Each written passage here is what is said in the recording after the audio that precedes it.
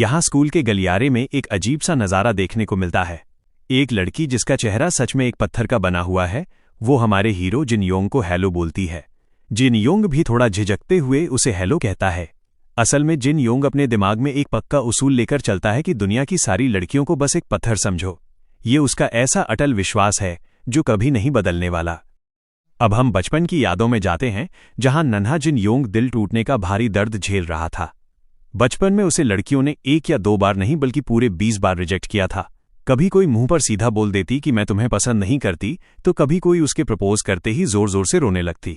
हर बार rejection का तरीका एकदम अलग होता था और हमारा बेचारा नन्हा जिन योंग अंदर तक बुरी तरह टूट चुका था।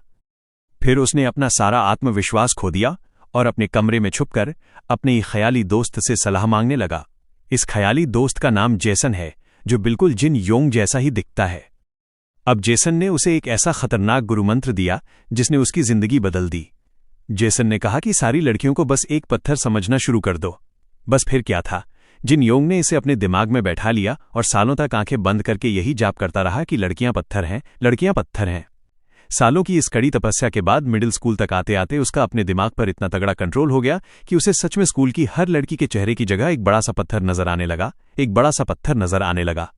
फिर हम आज के समय में आते हैं, जहां जिन योंग को जेसन की दूसरी सबसे बड़ी और काम की सलाह याद आती है। एक पत्थर के चेहरे वाली लड़की शर्माते हुए जिन योंग से पूछती है कि क्या तुम स्कूल के बाद फ्री हो, मुझे पढ़ाई में थोड़ी मदद चाहिए। लेकिन जेसन की सलाह थी कि ख्याली पुलाव पकाना बंद करो। अगर कोई लड़की तुम्हें देखकर मुस्कुरा दे या पढ़ाई के बहाने बात करे तो ये मत समझ लेना कि वो तुम पर फिदा है। इसलिए अपना दिल टूटने से बचाने के लिए जिन योंग बिना कोई भाव दिए सीधा बोल देता है कि सॉरी, मैं आज थोड़ा बिजी हूं। अब जब से जिन योंग ने लड़कियों को पत्थर समझना शुरू किया है, उसके लिए उनसे बिना डरे बात करना बहुत आसान हो गया है। वो स्कूल में एकदम स्वैग से चलता है और लड़कियां उसे देखकर हाथ हिलाती हैं, पर उसे रत्ती भर भी फर्क नहीं पड़ता। बात तो एकदम सही है, आखिर एक बेजान पत्थर के लिए कोई अपने दिल में फीलिंग्स कैसे ला सकता है। अब हम देखते हैं जिन योंग अपने उसी ख्याली दोस्त जेसन से बात कर रहा है, पर अरे बाप रे, ये जेसन नन्हे बच्चे से अब एकदम हट्टा कट्टा और मूंछों वाला माचो मैन बन चुका है। जेसन कहता है कि तेरी बात तो एकदम सही है भाई, लेकिन अगर तू ऐसा ही रहा तो तू जिंदगी भर किसी को डेट नहीं कर पाएगा। जिन योंग भी एकदम सीरियस होकर जवाब देता है कि वो ख्याल तो मैंने पहले ही छोड़ दिया है। मुझे किसी का क्रिप या लूजर कहलाने से अच्छा है कि मैं ऐसे ही सिंगल रहूं। अब जिन योंग को लड़कियों को पत्थर समझते समझते लगभग 5 साल बीत चुके हैं और वो डेटिंग के बारे में सपने में भी नहीं सोचता। फिर हमारा सख्त लौंडा जिन योंग स्कूल के बाहर सड़क पर टहल रहा होता है, तभी उसके पास से एक लड़की गुजरती है और उसका फोन नीचे गिर जाता है। जिन योंग एक अच्छे इंसान की तरह उस फोन को उठाता है और पीछे से आवाज लगाता है कि ओए तुम्हारा फोन गिर गया है। वो लड़की मुड़ती है और अपना फोन लेने के लिए हाथ बढ़ाती है, लेकिन जैसे ही जिन योंग उस लड़की की तरफ देखता है, उसके तो जैसे तोते ही उड़ जाते हैं। अरे ये क्या! जिन योंग बुरी तरह चौंक जाता है, क्योंकि वो लड़की उसे कोई पत्थर नहीं बल्कि एक जीती जागती बेहद खूबसूरत इंसान नजर आ रही थी।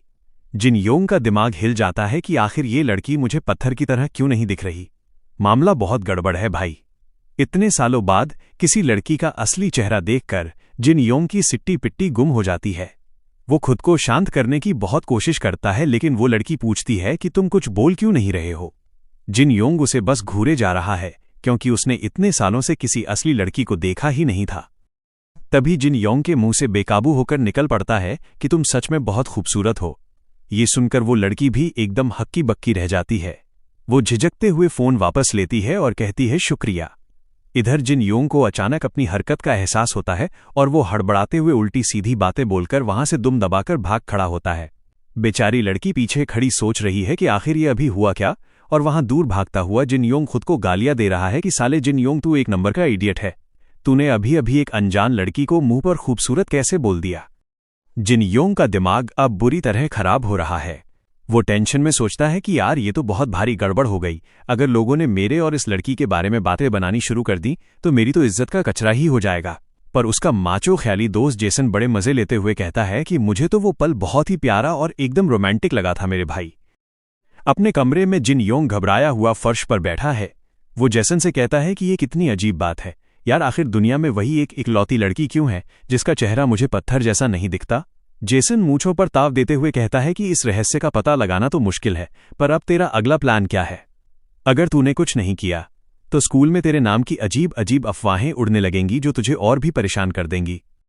ये सुनते ही जिन योंग के रोंगटे खड़े हो जाते हैं और उसे अपने बचपन के रिजेक्शन वाले खौफनाक दिन याद आने लगते हैं जब एक लड़की ने उसे क्रीप कहकर भगा दिया था। वो डर के मारे जमीन पर दुबक कर बैठ जाता है और सोचता है कि क्या मेरे साथ फिर से वैसा ही कुछ होने वाला है। जेसन भी आग में घी डालते हुए कहता है कि तूने लड़कियों को पत्थर समझने की इतनी कड़ी ट्रेनिंग की थी, अगर फिर से तेरा दिल टूट गया तो क्या होगा। जिन योंग रोतलू शक्ल बनाकर कहता है कि जेसन मेरी तो जिंदगी ही बर्बाद हो जाएगी। तभी अचानक जेसन हवा में उड़कर आता है और खींचकर जिन योंग के मुंह पर एक जोरदार मुक्का जड़ देता है।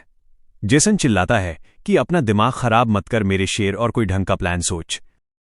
फिर जेसन अपने दिमाग के घोड़े दौड़ाकर एक सॉलिड गुरुमंत्र देता है। वो समझाता है कि भले ही तुझे नहीं पता कि वो लड़की पत्थर क्यों नहीं दिखती, पर तुझे बस इतना करना है कि उसके सामने ही मत जा। तुम दोनों अलग अलग क्लास में हो, इसलिए अगर तू छुपकर रहेगा तो वो तुझे कभी मिलेगी ही नहीं। जिन योंग की आंखों में चमक आ जाती है और वो सोचता है कि जेसन भाई, तुम एकदम सही कह रहे हो। जब तक मैं उससे दूर रहूंगा मुझे ऐसे अजीब तरह से घबराने की कोई जरूरत नहीं पड़ेगी। अब अगले दिन स्कूल के गलियारे में जिन योंग बड़ी ही शांति से जा रहा होता है, पर अचानक सामने से वही खूबसूरत लड़की अपनी एक पत्थर वाली दोस्त के साथ टपक पड़ती है। वो जिन योंग को देखकर जोर से मुस्कुराती है और कहती है कि अरे हम तो फिर से मिल गए, तुमने मुझे पहचाना ना। जिन योंग के तो पसीने ही छूट जाते हैं। वो मन ही मन जेसन से भीख मांगता है कि जेसन अब मैं क्या करूं यार।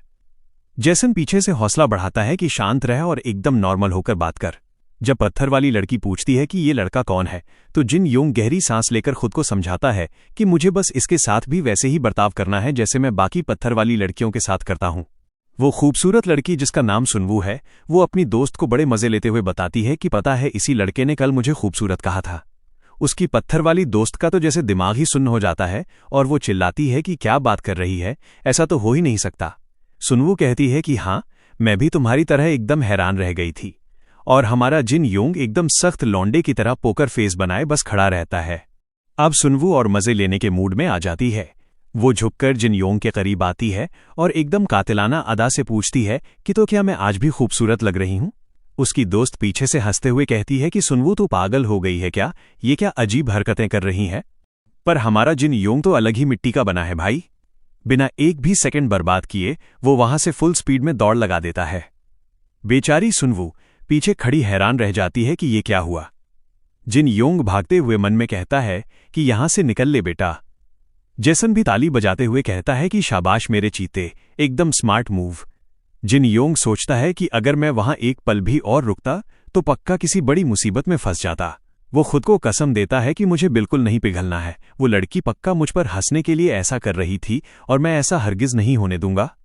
जिन योंग खुद को समझाता है कि भाई फालतू की उम्मीदें लगाना एकदम बंद कर दे। वो कसम खा लेता है कि अब से वो इस सुनवू नाम की बला से कभी नहीं टकराएगा। लेकिन मुसीबत ये है कि पूरे स्कूल की पत्थर जैसी अजीब लड़कियों की भीड़ में अकेली सुनवू ही एक जीती जागती खूबसूरत लड़की है जो अलग से ही चमकती रहती है, और जिन योंग की नज़र बार बार उसी पर चली जाती है। अब जब भी सुनवू उसे देखकर हाथ हिलाती है और हेलो कहने की कोशिश करती है, हमारा सख्त लौंडा जिन योंग बिना कुछ बोले बस वहां से सरपट भाग निकलता है। उसने सोच लिया है कि जब भी ये लड़की सामने आएगी वो बस रास्ता बदलकर पतली गली से निकल लेगा। सुनवू बेचारी हेलो ही बोलती रह जाती है और ये हवा के झोंके की तरह फुर्र हो जाता है। ऐसे ही छुपते छुपाते जिन योंग का पूरा दिन निकल जाता है। वो थका हारा घर लौटते हुए सोचता है कि चलो आज का दिन तो जैसे तैसे सुरक्षित निकल गया, पर यार ये लुका छुपी का खेल तो बहुत ही थका देने वाला है। जेसन भी पीछे से हौसला बढ़ाते हुए कहता है कि तूने बहुत बढ़िया काम किया मेरे शेर। जिन योंग सोचता है कि मुझे घर जाकर कोई नया और धांसू प्लान सोचना पड़ेगा, क्योंकि ऐसे तो मैं भागते भागते ही आधा हो जाऊंगा। रास्ते में जिन योंग जेसन से बात कर रहा होता है कि यार आखिर मेरी जिंदगी में ये कैसा अजीब ड्रामा शुरू हो गया है। वो कुछ और सोचता तभी अचानक पीछे से एक बहुत ही खौफनाक और तेज आवाज आती है, ओए। जिन योंग पीछे मुड़ता है और देखता है कि गुस्से में लाल सुनवू एकदम उसके पीछे खड़ी है। जिन योंग तो डर के मारे हवा में ही उछल जाता है और चिल्लाता है कि बाप रे, तुमने तो मुझे डरा ही दिया। सुनवू बड़े मजे से पूछती है कि क्या तुम सच में चौंक गए।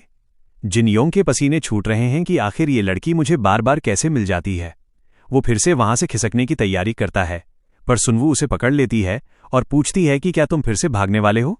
अब सुनवू का सब्र टूट जाता है और वो एकदम सीरियस होकर पूछती है कि यार हद है, जब भी मैं तुम्हें बुलाती हूं तुम मुझे इग्नोर कर देते हो। जब हम एक दूसरे को देखते हैं तो तुम नजरें चुरा लेते हो और मुझे देखते ही ऐसे भाग खड़े होते हो जैसे मैं कोई भूत हूं।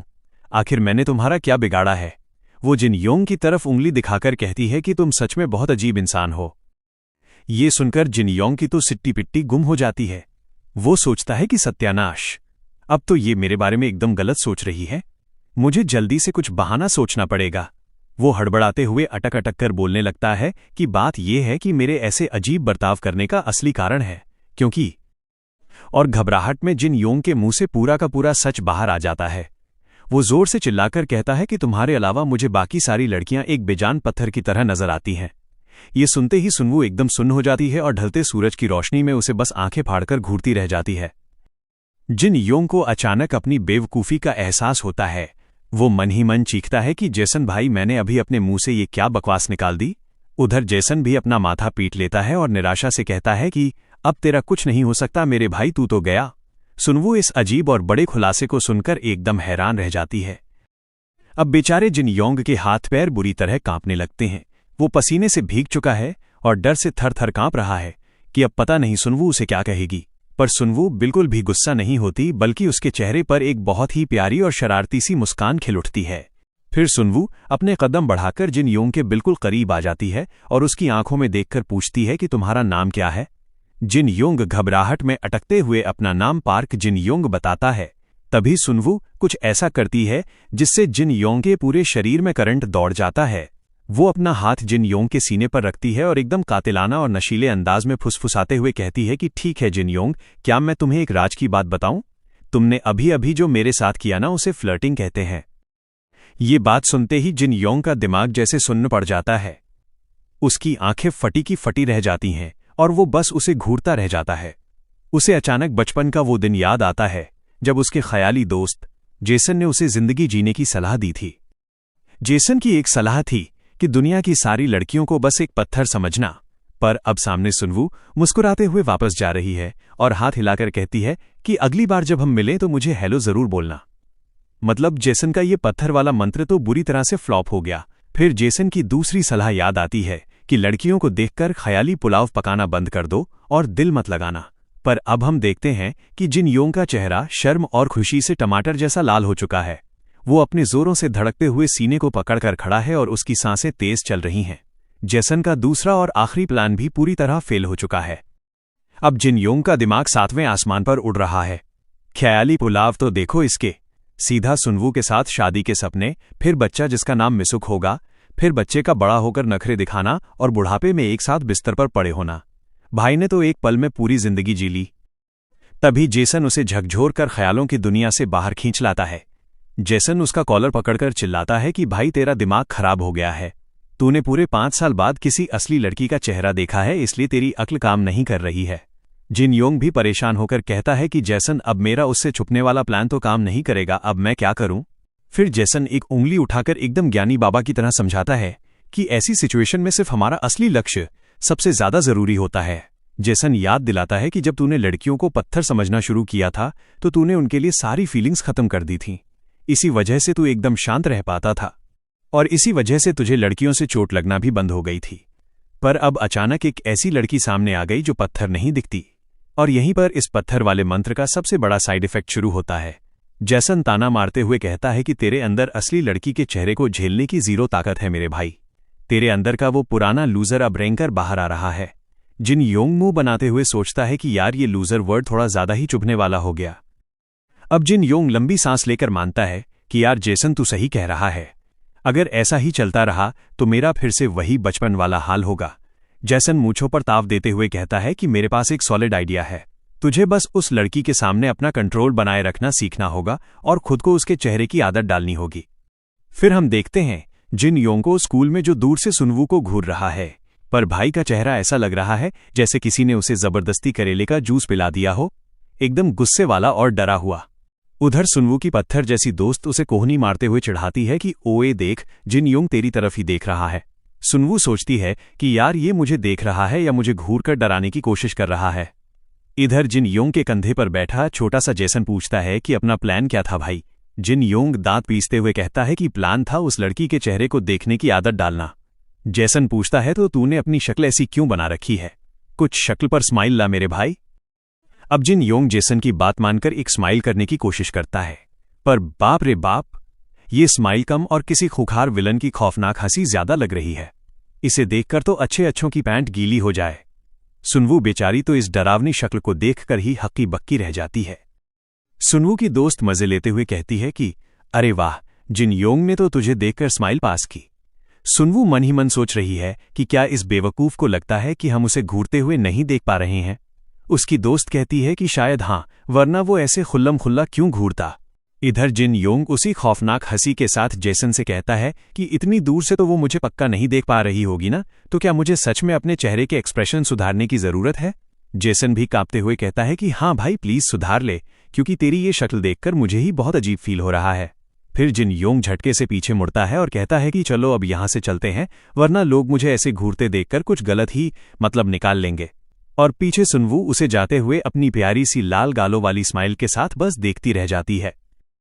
अब हम देखते हैं कि हमारी खूबसूरत सुनवू अपनी दोस्त सुक्यूंग से बात कर रही है। सुनवू पूछती है कि यार, क्या तुम उस चश्मे वाले लड़के को जानती हो।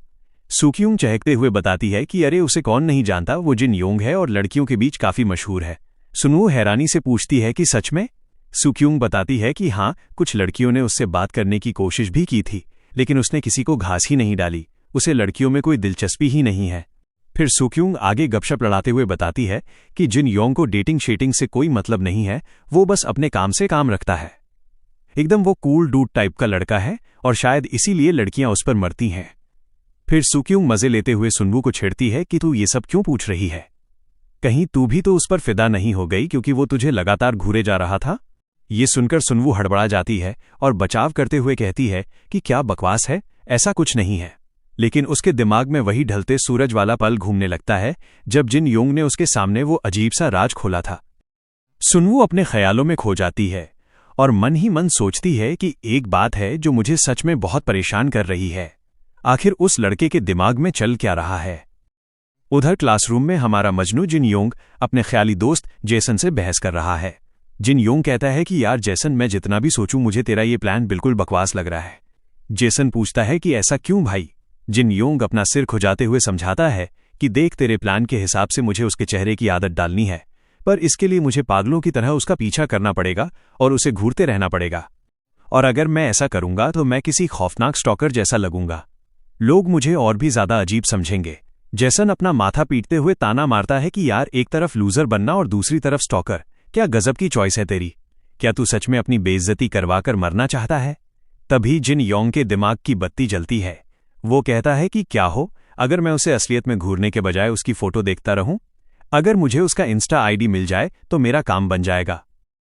जेसन एकदम खुश होकर थम्स अप देता है और कहता है कि वाह मेरे शेर, क्या धांसू आइडिया है। तो जा और सीधा उससे उसका इंस्टा आईडी मांग ले। जिन योंग की तो हवा टाइट हो जाती है। वो हड़बड़ाते हुए पूछता है कि क्या सीधा जाकर मांग लूं, क्या तेरे पास कोई और अच्छा प्लान नहीं है। जेसन भी एकदम सख्त होकर कहता है कि छुप छुप कर उसका इंस्टा खोजना और भी बड़े लूजरों वाला काम है, इसलिए चुपचाप जाकर मांग ले। जिन योंग बेचारा रोतलू शक्ल बनाकर कहता है कि यार तू बहुत जालिम है। तभी हम देखते हैं कि स्कूल के गलियारे में जिन योंग कांपते हुए हाथों से अपना फोन सुनवू के सामने बढ़ाता है। उसके चेहरे पर पसीना है और वो बुरी तरह घबरा रहा है। वो हकलाते हुए पूछता है कि क्या मुझे तुम्हारा इंस्टा आईडी मिल सकता है। और सामने हमारी सुनवू एकदम हैरान होकर उसे देख रही है। अब देखते हैं कि सुनवू बड़ी ही आसानी से मुस्कुराते हुए कहती है कि हाँ बिल्कुल। जिन योंग तो मन ही मन झूम उठता है कि अरे वाह। सुनवू कहती है कि जल्दी से ऐप खोलो, मैं खुद अपनी आईडी टाइप कर देती हूं। जिन योंग का दिल तो खुशी से नाचने लगता है कि यार ये तो मेरी सोच से भी ज्यादा आसान निकला। फिर सुनवू जैसे ही फोन की स्क्रीन पर नजर डालती है, उसका चेहरा अचानक अजीब हो जाता है। वो एकदम हैरान होकर बोलती है कि हैं। स्क्रीन पर जिन योंग की एकदम ताजी बनी हुई इंस्टाग्राम प्रोफाइल खुली है, जिस पर 0 पोस्ट, 0 फॉलोवर और 0 फॉलोइंग है। मतलब खाता एकदम खाली है। अब सुनवू अपनी हंसी रोक नहीं पाती और पूछती है कि ओए जिन योंग, क्या तुमने ये अकाउंट अभी अभी बनाया है। जिन योंग के पसीने छूटने लगते हैं और वो हकलाते हुए कहता है कि हाँ वो मैंने अभी बनाया, पर क्यों। वो बहाना मारता है कि मैं सोशल मीडिया ज्यादा इस्तेमाल नहीं करता, इसलिए जल्दीबाजी में अभी बना लिया, क्या कोई दिक्कत है। ये सुनते ही सुनवू जोर जोर से ठहाके मारकर हंसने लगती है। बेचारा जिन योंग सोच में पड़ जाता है कि यार ये इतनी पागलों की तरह हंस क्यों रही है। इधर सुनवू अपनी हंसी कंट्रोल करते हुए और मजे लेते हुए पूछती है कि इसका मतलब ये हुआ ना कि अकाउंट बनाने के बाद मैं वो पहली इंसान हूं जिसे तुमने खोजना चाहा। ये बात सुनते ही जिन योंग के दिमाग में जैसे बम फट जाता है। उसकी आंखें फटी की फटी रह जाती हैं और वो सोचता है कि बाप रे, ये तो एकदम सही कह रही है। सुनू हंसते हंसते लोटपोट हो रही है कि हे भगवान, ये कितना फनी है यार। इधर जिन योंग अपने बालों को नोचते हुए मन में रोता है कि मैं अपने फोटो वाले प्लान के चक्कर में इतना पागल हो गया था कि मैंने ये तो सोचा ही नहीं। वो घबराकर जेसन से पूछता है कि जेसन भाई, अब मैं क्या करूं। जेसन भी एकदम मायूस होकर कहता है कि बेटा, अब तो तेरी बैंड बज चुकी है। अब जिन योंग की पूरी तरह से हवा टाइट हो चुकी है। वो हड़बड़ाते हुए और हाथ पैर मारते हुए सफाई देने लगता है कि मेरा मतलब है, हाँ ये सच है, पर वो इसलिए क्योंकि अकाउंट बनाने के बाद तुम ही मुझे सामने दिखी थी, इसलिए मेरे पास कोई और चारा नहीं था। पर अंदर ही अंदर जिन योंग रो रहा है कि नहीं यार, मेरा अंदर का वो पुराना लूजर फिर से बाहर आ रहा है। सुनवू उसकी ये हड़बड़ाहट देखकर और भी मजे लेने के मूड में आ जाती है। वो एकदम उसके करीब आती है, अपनी कातिलाना अदा दिखाती है और कहती है कि ठीक है मान लिया, पर क्या तुम मेरा नंबर जानने के लिए उत्सुक नहीं हो। भाई साहब, ये सुनते ही जिन योंग के तो जैसे तोते ही उड़ जाते हैं। उसकी आंखें और चश्मा दोनों गोल हो जाते हैं और मुंह से बस के अलावा कुछ नहीं निकलता। फिर सुनवू अचानक खेल पलट देती है। वो जोर से हंसते हुए उसके सीने पर हल्का सा मुक्का मारती है और कहती है कि अरे मजाक कर रही थी बाबा, तुम्हारे रिएक्शन सच में बहुत मजेदार होते हैं। वो फोन वापस देते हुए कहती है कि मैंने तुम्हें फॉलो कर लिया है, ये लो अपना फोन। जिन योंग कांपते हाथों से फोन लेता है। सुनवू वहां से जाते हुए पलटकर नखरे से कहती है कि अब मेरी ढेर सारी पोस्ट्स को लाइक करना मत भूलना, बाय। और हमारा बेचारा जिन योंग एकदम बुद्ध बनकर वहीं खड़ा रह जाता है। वहां खड़े खड़े जिन योंग के दिमाग में फिर से वही ख्याली पुलाव वाली रोमांटिक फिल्म शुरू हो जाती है। वही सुनवू से शादी, बच्चे का नाम मिसुक रखना, फिर बच्चों का नखरा और बुढ़ापे तक का सपना। तभी उसका ख्याली दोस्त जैसन उसके कंधे पर बैठकर जोर से चिल्लाता है कि ओए, अपने दिमाग की ये फालतू फिल्म चलाना बंद कर। जिन योंग अचानक झटके से होश में आता है और कहता है, ओह, अब रात का समय हो चुका है। हमारी खूबसूरत सुनवू अपने कमरे में बड़े मजे से बिस्तर पर लेटी हुई है। वो अपना फोन चला रही है और अचानक जोर जोर से हंसने लगती है। वो फोन की स्क्रीन देखकर एकदम हैरान और खुश होकर कहती है कि हाहा, ये आखिर है क्या चीज। फिर हम देखते हैं कि आखिर सुनवू के फोन में ऐसा क्या है जिसने उसे इतना हंसा दिया। अरे भाई, ये तो हमारे जिन योंग की इंस्टाग्राम प्रोफाइल है। हमारे सख्त लौंडे ने स्कूल के बाद हिम्मत करके अपनी एक सेल्फी अपलोड कर ही दी, पर भाई की सेल्फी खींचने की कला एकदम बकवास है। उसने चश्मा पहने हुए इतनी अजीब और फनी शक्ल बनाई है कि कोई भी अपनी हंसी ना रोक पाए। सुनवू वो फोटो देखकर सोचती है कि हे भगवान, इस लड़के का फोटो खींचने का तरीका सच में बहुत ही भयानक और फनी है। इधर दूसरी तरफ हम देखते हैं कि हमारा मजनू जिन योंग अपने कमरे में नीले रंग के नाइट सूट में एकदम घोड़े बेचकर गहरी नींद में सो रहा है। उसे दुनिया की कोई खबर नहीं है कि उसके उस अजीब से अकाउंट पर क्या चल रहा है।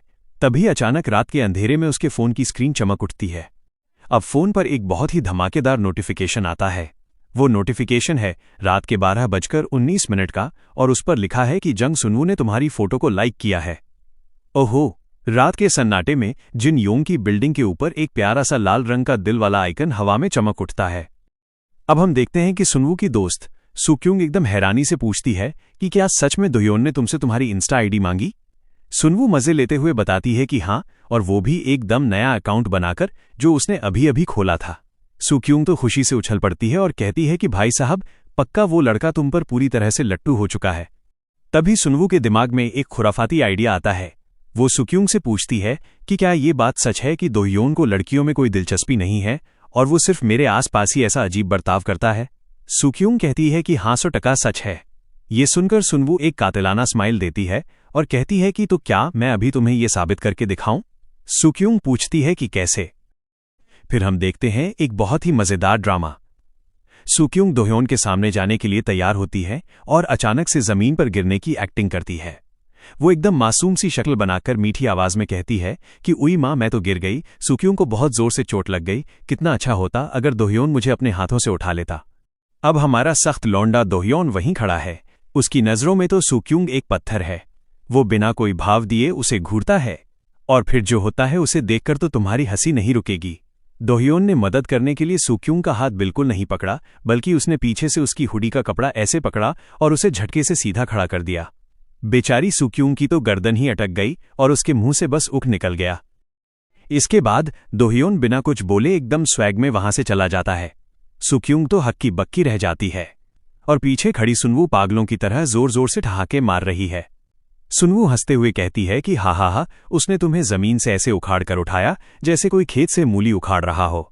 सुक्यूंग बेइज्जती महसूस करते हुए गुस्से में बड़बड़ाती है कि यार सुनवू, तुम एकदम सही कह रही थी, ये लड़का तो सच में एक नंबर का पागल है।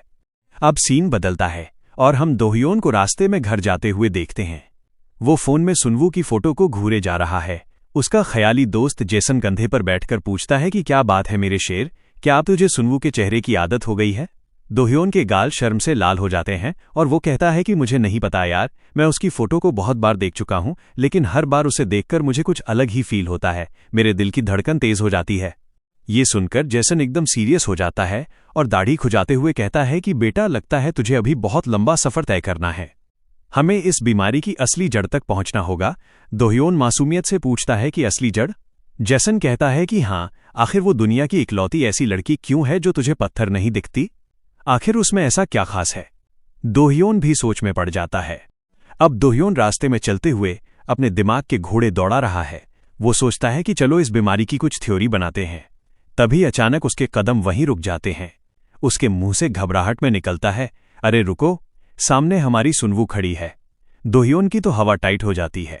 वो घबराकर सोचता है कि बाप रे, ये तो बहुत बड़ी गड़बड़ है, आखिर ये यहां क्या कर रही है? और तभी सुनवू की नजर हमारे मजनू पर पड़ जाती है। सुनवू हाथ हिलाकर बड़े प्यार से बोलती है कि अरे दोहयोन। हेलो। दोहयोन तो डर के मारे ऐसे उछलता है जैसे किसी ने उसे जोर का करंट लगा दिया हो।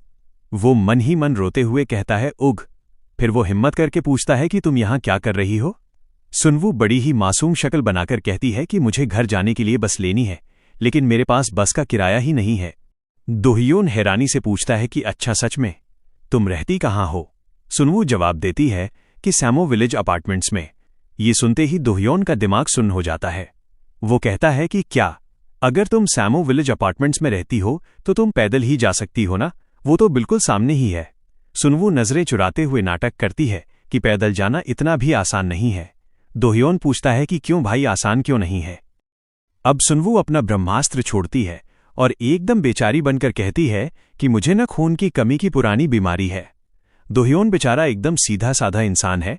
वो अपना पर्स निकालकर अपने सारे पैसे सुनवू की तरफ बढ़ा देता है। वो कहता है कि मेरे पास बस इतने ही पैसे हैं, क्या तुम इन्हें बस के किराए के लिए इस्तेमाल करना चाहोगी? सुनवू तुरंत हाथ हिलाकर मना कर देती है कि अरे नहीं नहीं। सुनवू मजे लेते हुए कहती है कि अगर मैं तुमसे पैसे लूंगी तो ऐसा लगेगा जैसे मैं तुमसे हफ्ता वसूल रही हूं, इसलिए दोहयोन तुम बस मुझे पैदल मेरे घर तक छोड़ाओ। दोहयोन की तो आंखें ही बाहर आ जाती हैं। वो हड़बड़ाते हुए कहता है क्या? सुनवू आगे बढ़ते हुए नखरे से कहती है कि तुम सच में मुझे यहां अकेला तो नहीं छोड़ने वाले ना? चलो इस तरफ से। दोहयोन वहीं खड़ा खड़ा बिजली का झटका खाए हुए सोचता है कि यार, ये अचानक से क्या मुसीबत गले पड़ गई। फिर हम देखते हैं कि दोनों एक साथ घर की तरफ जा रहे हैं। सुनवू एकदम चहकते हुए बिना रुके लगातार बकबक कर रही है। वो बता रही है कि पता है सुक्यूंग ने क्या कहा, और हमारा सख्त लौंडा दोहयोन एकदम रोबोट की तरह कड़क होकर उसके बगल में चुपचाप चल रहा है।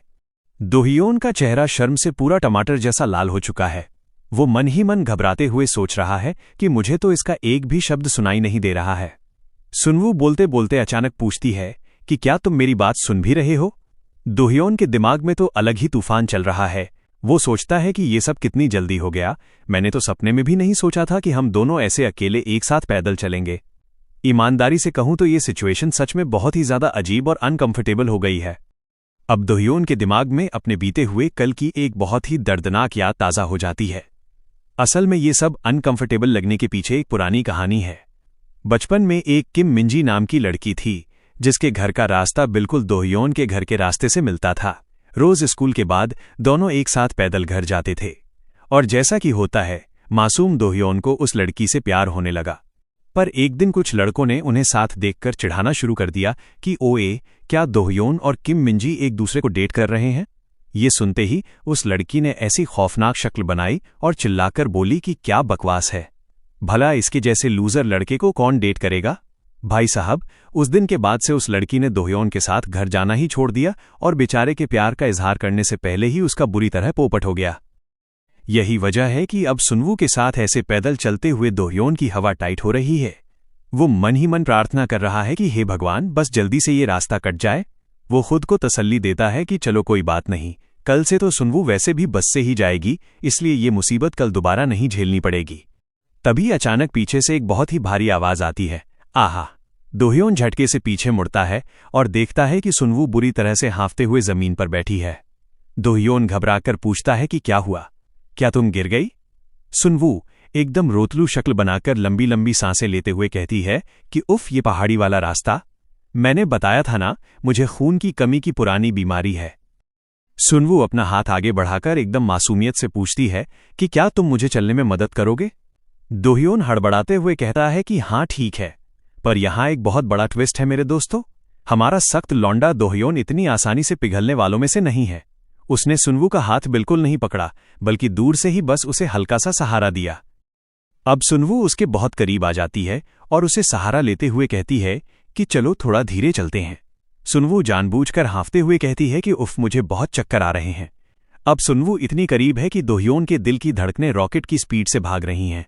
वो मन ही मन सोचता है कि सत्यानाश, अब मेरे दिमाग में फिर से वो शादी और बच्चों वाली रोमांटिक फिल्म चालू होने वाली है। तभी सुनवू मजे लेते हुए धीरे से हंसती है और एक ऐसा बम फोड़ती है कि दोह्योन के होश ही उड़ जाते हैं। सुनवू कहती है कि वैसे उस टाइम तुमने सुक्यूंग को तो जमीन से ऐसे उखाड़ा था जैसे कोई मूली हो और मुझे सहारा दे रहे हो। दोह्योन तो जैसे रंगे हाथों पकड़ा जाता है। वो बुरी तरह घबराकर हकलाते हुए कहता है कि कबियोमाए बा, क्या बकवास कर रही हो? कौन सुक्यूंग? मैं किसी सुक्यूंग को नहीं जानता। सुनवू उसकी इस हड़बड़ाहट पर और भी ज्यादा हंसने लगती है।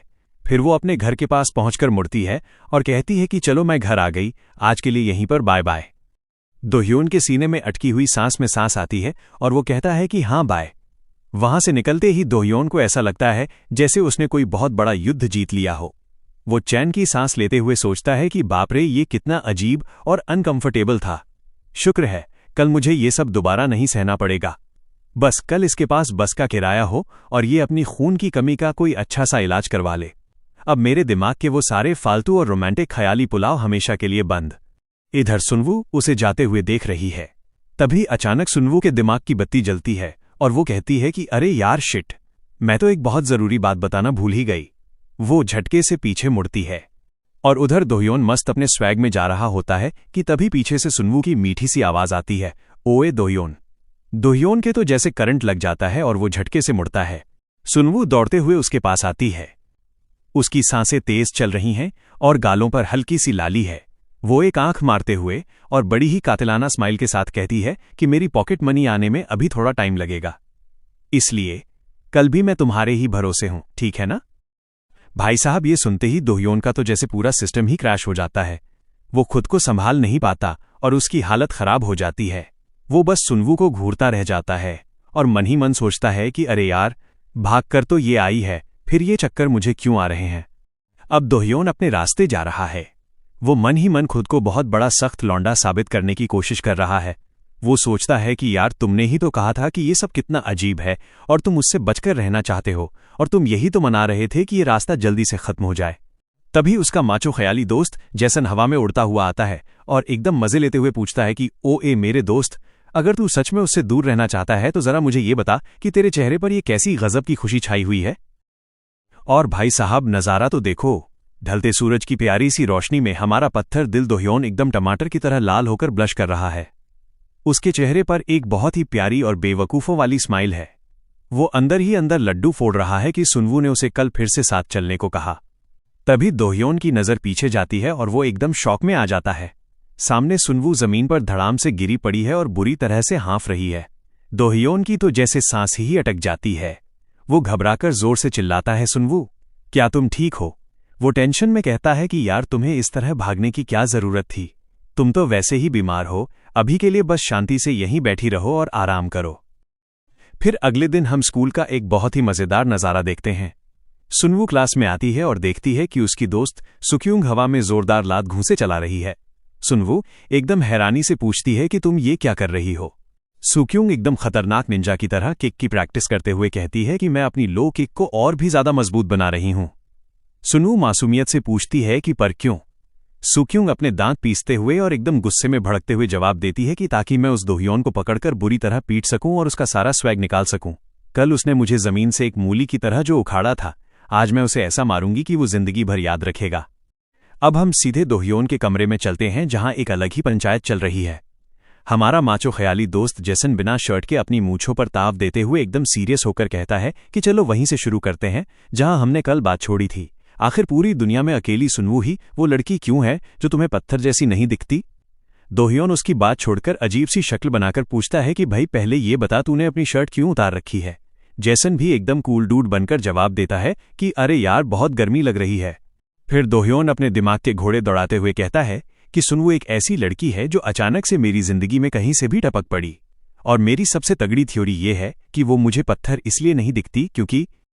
ये बोलते बोलते दोहयोन अचानक शांत हो जाता है और गहरी सोच में पड़ जाता है। जेसन भी एकदम आगे खिसककर बेताबी से पूछता है कि क्या सच में सिर्फ यही एक कारण हो सकता है? दोहयोन परेशानी में कहता है कि मुझे तो इसके अलावा और कुछ समझ ही नहीं आ रहा है यार। अब मामला थोड़ा ज्यादा ही सीरियस हो रहा था, इसलिए दोहयोन बात को टालने के लिए तुरंत अपना बैग उठाता है और कहता है कि यार इस बारे में हम बाद में आराम से बात करेंगे, अभी मुझे स्कूल के लिए निकलना चाहिए। जेसन भी हार मानकर कहता है कि ठीक है भाई। दोहयोन जैसे ही अपने कमरे से बाहर निकलता है, अचानक घर का माहौल एकदम शांत और भारी हो जाता है। सामने उसके पापा खड़े हैं। उनके चेहरे पर बहुत ही ज्यादा थकावट और टेंशन है। वो भारी आवाज में पूछते हैं कि क्या तुम स्कूल जा रहे हो? दोहयोन बिना कोई भाव दिए बस खड़ा रहता है। उसके पापा फिर धीरे से पूछते हैं कि क्या तुम रात को ठीक से सो पाए थे? दोहयोन चुपचाप थोड़ा झुककर उन्हें नमस्ते करता है। बाप और बेटे के बीच का ये अजीब सा सन्नाटा सच में बहुत कुछ कह रहा है। तभी दोहयोन बिना नजरें मिलाए कहता है कि मैं नाश्ता नहीं करूंगा, मुझे बिल्कुल भूख नहीं है। उसके पापा उसे रोकते हुए कहते हैं कि तुम्हारी मम्मी ने आज किमची जिगे बनाया है। ये सुनते ही दोहयोन के चेहरे के भाव थोड़े अजीब हो जाते हैं और वो बात टालते हुए कहता है कि अच्छा, मैं स्कूल से वापस आकर खा लूंगा। पापा उसे हिदायत देते हैं कि अपना खाना ठीक से खा लेना। दोहयोन धीरे से कहता है जी पापा, और फिर दोहयोन घर का दरवाजा खोलकर बाहर निकलता है। वो दरवाजा बंद करते हुए कहता है कि मैं जा रहा हूं। अब हमारा मजनू दोहयोन स्कूल के गलियारे में चल रहा है। वो अपने कंधे पर बैठे ख्याली दोस्त जेसन से कहता है कि जेसन, अगर तेरी थ्योरी सच निकली तो क्या अब मुझे जिंदगी भर उस सुनवू के इशारों पर नाचना पड़ेगा? जेसन मजे लेते हुए कहता है कि भाई अब तो कुछ भी नहीं हो सकता। दोहयोन रोतलू शक्ल बनाकर कहता है कि मैं तो बस यही दुआ कर रहा हूं कि तेरी ये बकवास थ्योरी गलत ही साबित हो। जेसन उसे तसल्ली देता है कि ज्यादा टेंशन मत ले मेरे शेर। तभी अचानक सामने से सुक्यूंग रास्ता रोककर खड़ी हो जाती है। वो दोहयोन को घूरते हुए फुल एटीट्यूड में कहती है कि ओए दोहयोन, मैं तुझे पीटने वाली हूं। दोहयोन एकदम अजीब सी शक्ल बनाकर पूछता है कि क्यों भाई, मैंने क्या किया? सुक्यूंग गुस्से में लाल होकर चिल्लाती है कि मैंने पूरी रात जागकर लोकिक मारने की प्रैक्टिस की है ताकि मैं तेरी हड्डियां तोड़ सकूं। पर भाई साहब, दोहयोन का जवाब सुनकर तो तुम हंसते हंसते पागल हो जाओगे। वो एकदम सीधे मुंह पूछता है कि रुको, तुम हो कौन? बेचारी सुक्यूंग की तो जैसे किसी ने सरेआम इज्जत ही लूट ली। वो जमीन पर बैठकर अपना माथा पीटते हुए कहती है कि हे भगवान, मेरी जिंदगी में आज तक किसी ने मेरी इतनी भयानक बेइज्जती नहीं की। फिर दोहयोन बिना कोई भाव दिए सुक्यूंग की हुडी को पीछे से पकड़कर उसे फिर से एक मूली की तरह हवा में टांग देता है। सुक्यूंग हवा में हाथ पैर मारते हुए कहती है कि मैं तुझे कभी माफ नहीं करूंगी। वो अपनी 3 उंगलियां दिखाकर एकदम बॉस की तरह कहती है कि मैं बहुत दरियादिल हूं, इसलिए तुझे सिर्फ 3 लोग एक मारूंगी, चल जल्दी से मार खाने के लिए तैयार हो जा। दोहयोन एकदम पोकर फेस बनाकर कहता है कि क्या बकवास है, मैं भला मार क्यों खाऊंगा? तभी सुक्यूंग झटके से छलांग लगाती है और खींचकर दोहयोन के पैर पर एक जोरदार किक जड़ देती है। वो चिल्लाती है कि अपना मुंह बंद रख चश्मे वाले बेवकूफ। दोहयोन दर्द से तिलमिला उठता है और चिल्लाता है, आह तेरा दिमाग खराब है क्या? और पसीने से भीगकर हवा की स्पीड से भागने लगता है। और उसके पीछे पीछे सुक्यूंग एकदम खुखार निंजा की तरह फुल स्पीड में उसे दौड़ा रही है। सुक्यूंग हवा में उड़ते हुए एक और जोरदार फ्लाइंग किक मारने के लिए दोहयोन के बिल्कुल करीब पहुंच जाती है। दोहयोन आगे आगे भाग रहा है और सुक्यूंग उसे पीटने के लिए उसके पीछे हाथ धोकर पड़ी है। और ठीक उसी समय पास वाले दरवाजे से हमारी खूबसूरत सुनवू बाहर निकलती है। वो बेचारी एकदम हैरानी से पूछती है कि अरे यहां क्या हो रहा है, इतनी शोर शराबा क्यों मचा रखा है? और फिर जो होता है उसकी तो किसी ने सपने में भी उम्मीद नहीं की थी। सुक्यूंग की वो हवा में उड़ती हुई जोरदार किक दोहयोन को लगने के बजाय सीधा बेचारी सुनवू के पैर पर जा लगती है। भयंकर जोरदार टक्कर होती है और सुक्यूंग के मुंह से घबराहट में निकलता है, हे भगवान, ये क्या हो गया? सुनवू दर्द के मारे धड़ाम से जमीन पर गिर पड़ती है। ये देखकर दोहयोन के तो जैसे प्राण ही निकल जाते हैं। वो हड़बड़ाकर जोर से चिल्लाता है, सुनवू, वो पागलों की तरह अपनी क्रश को बचाने के लिए आगे दौड़ता है, लेकिन जल्दबाजी में दोहयोन का पैर फर्श पर बुरी तरह फिसल जाता है। और फिर होता है सबसे बड़ा धमाका। दोहयोन फिसलकर हवा में उछलता है और सीधा मुंह के बल धड़ाम से जमीन पर जा गिरता है। इतनी जोर की टक्कर होती है कि दोहयोन की नाक की हड्डी ही चटक जाती है। अब नज़ारा एकदम देखने लायक है दोस्तों। स्कूल के गलियारे में तीनों के तीनों जमीन पर गिरे पड़े हैं। एक बेचारे का पैर टूट गया, दूसरे की नाक टूट गई और तीसरी बेचारी सदमे में है। क्या गजब का रायता फैला है भाई। अब हम सीधे स्कूल के मेडिकल रूम में आ गए हैं। सुक्यूंग बेचारी एकदम रोतलू शक्ल बनाकर माफी मांग रही है कि मुझे सच में बहुत अफसोस है। सुनवू बिस्तर पर बैठी है और मुस्कुराते हुए कहती है कि अरे कोई बात नहीं, मैं एकदम ठीक हूं। मन ही मन सोच रहा है कि यार ये सुक्यूंग हमेशा से ही ऐसी अजीब और पागल है। पर असली मुसीबत तो अब शुरू होती है। दोहयोन के तो जैसे पसीने ही छूट जाते हैं। वो सोचता है कि हे भगवान, अब मैं फिर से इस सुनवू के साथ एकदम अकेला रह गया हूं। वो घबराकर अपने ख्याली दोस्त को बुलाता है कि जेसन भाई मुझे बचा ले। और जेसन नवाबों की तरह चाय की चुस्कियां ले रहा है। वो एकदम कूल डूड बनकर अंग्रेजी झाड़ते हुए कहता है कि भाई चाय का समय हो गया है, और देख अपने अंदर के उस पुराने लूजर को फिर से बाहर मत आने देना।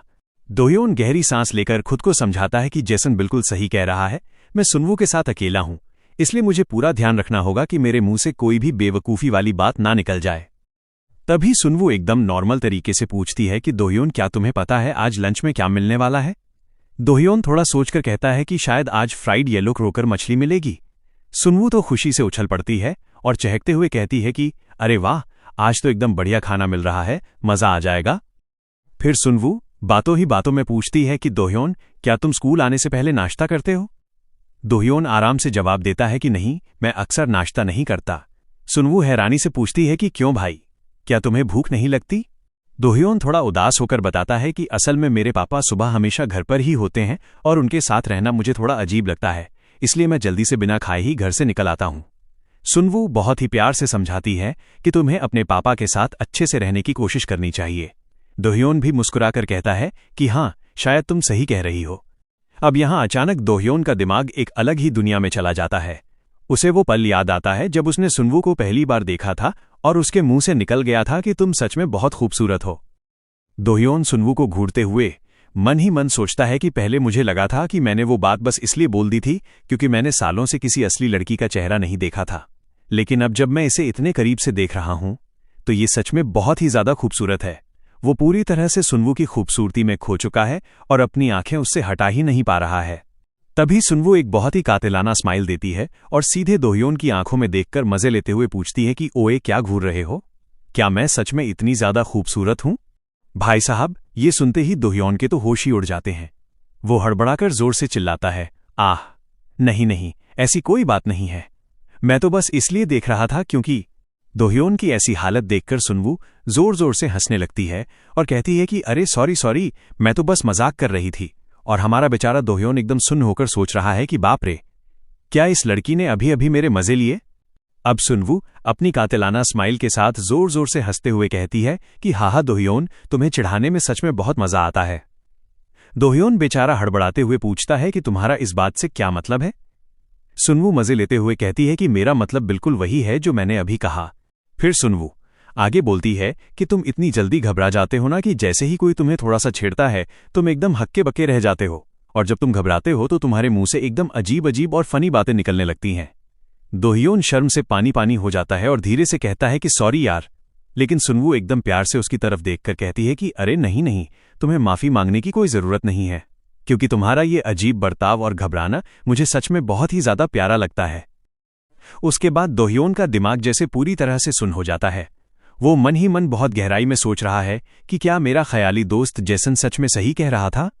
जंग सुनवू एक ऐसी लड़की है जो अचानक से मेरी जिंदगी में कहीं से भी टपक पड़ी, और मेरी सबसे बड़ी और पक्की थ्योरी यही है कि वो दुनिया की इकलौती ऐसी लड़की क्यों है जो मुझे पत्थर जैसी नहीं दिखती।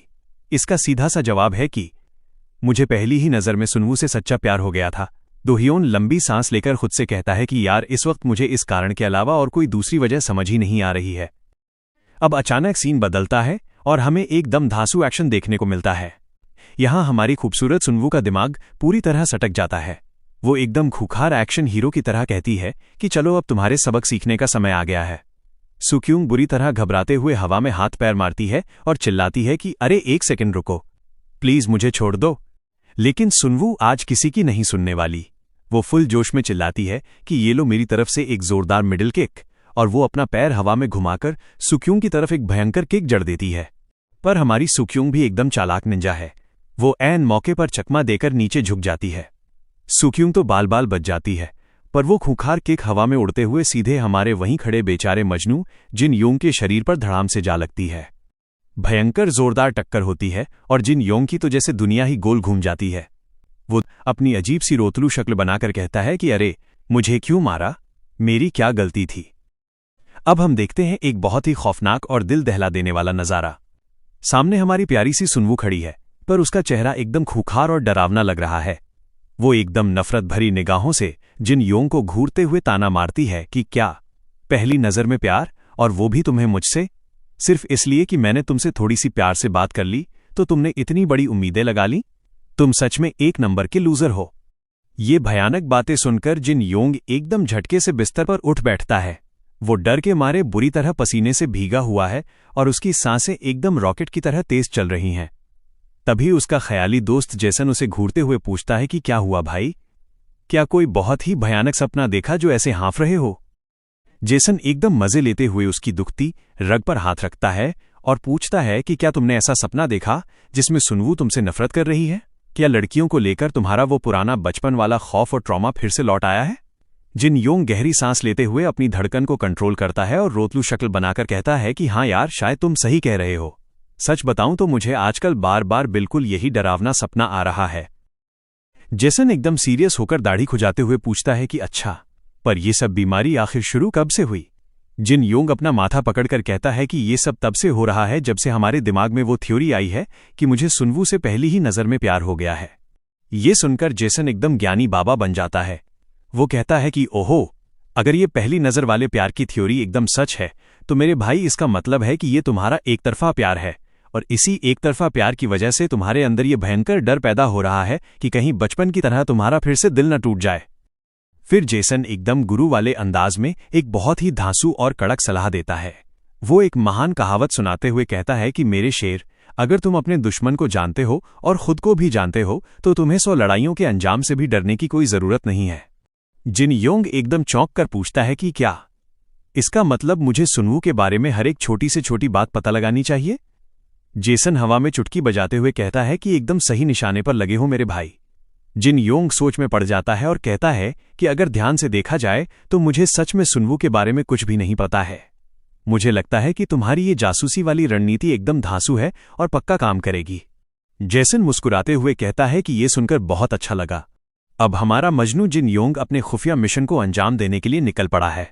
वो धीरे धीरे चलते हुए क्लास 5 के दरवाजे पर पहुंचता है और खुद से कहता है कि यही सुनवू की क्लास है ना। जिन योंग की तो नर्वसनेस के मारे हवा टाइट हो रही है और वो बुरी तरह कांप रहा है, पर उसका माचो दोस्त जेसन हौसला बढ़ाते हुए कहता है कि ओए मेरे शेर, इतना घबरा मत और अपना कॉन्फिडेंस बनाए रख। फिर जिन योंग हिम्मत करके क्लास के अंदर झांकता है, पर उसे सुनवू कहीं नजर नहीं आती। वो सोचता है कि क्या वो वॉशरूम गई है। वो सुनवू की डेस्क के पास जाता है, तभी पीछे से एक बहुत ही भारी और अजीब सी आवाज आती है, ओए वो मेरी सीट है। जिन योंग पलटकर देखता है तो सामने एक बहुत ही घमंडी और मोटे से लड़के को खड़ा पाता है। इसका नाम इम ग्यूमिन है और ये 18 साल का है। जिन योंग शराफत से माफी मांगते हुए कहता है कि ओ सॉरी, मैं तुम्हारे रास्ते से हट जाता हूं। पर वो मोटा ग्यूमिन एकदम नखरे दिखाते हुए कहता है हम्फ। इधर जेसन का खून खौल उठता है और वो कहता है कि यार, मुझे ये सुअर जैसा लड़का बिल्कुल पसंद नहीं आ रहा। मेरा तो मन कर रहा है कि इसे अभी कूट दूं।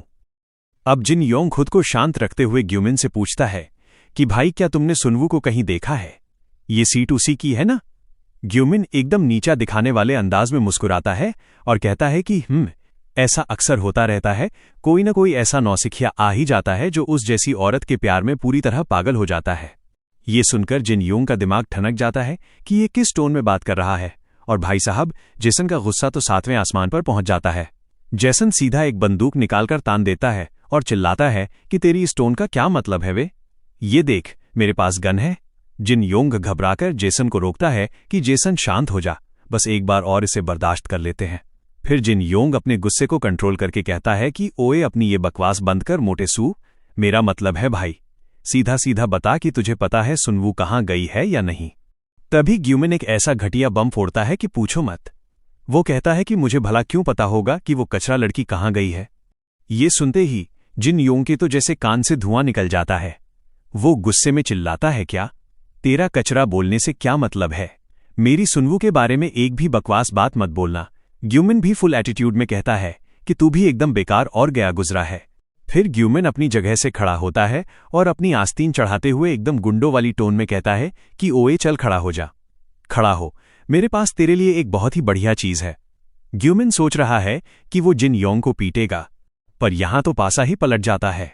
जिन योंग बिना कोई मौका दिए सीधा ग्यूमिन पर टूट पड़ता है और चिल्लाता है कि ये ले मेरा सबसे तगड़ा अटैक।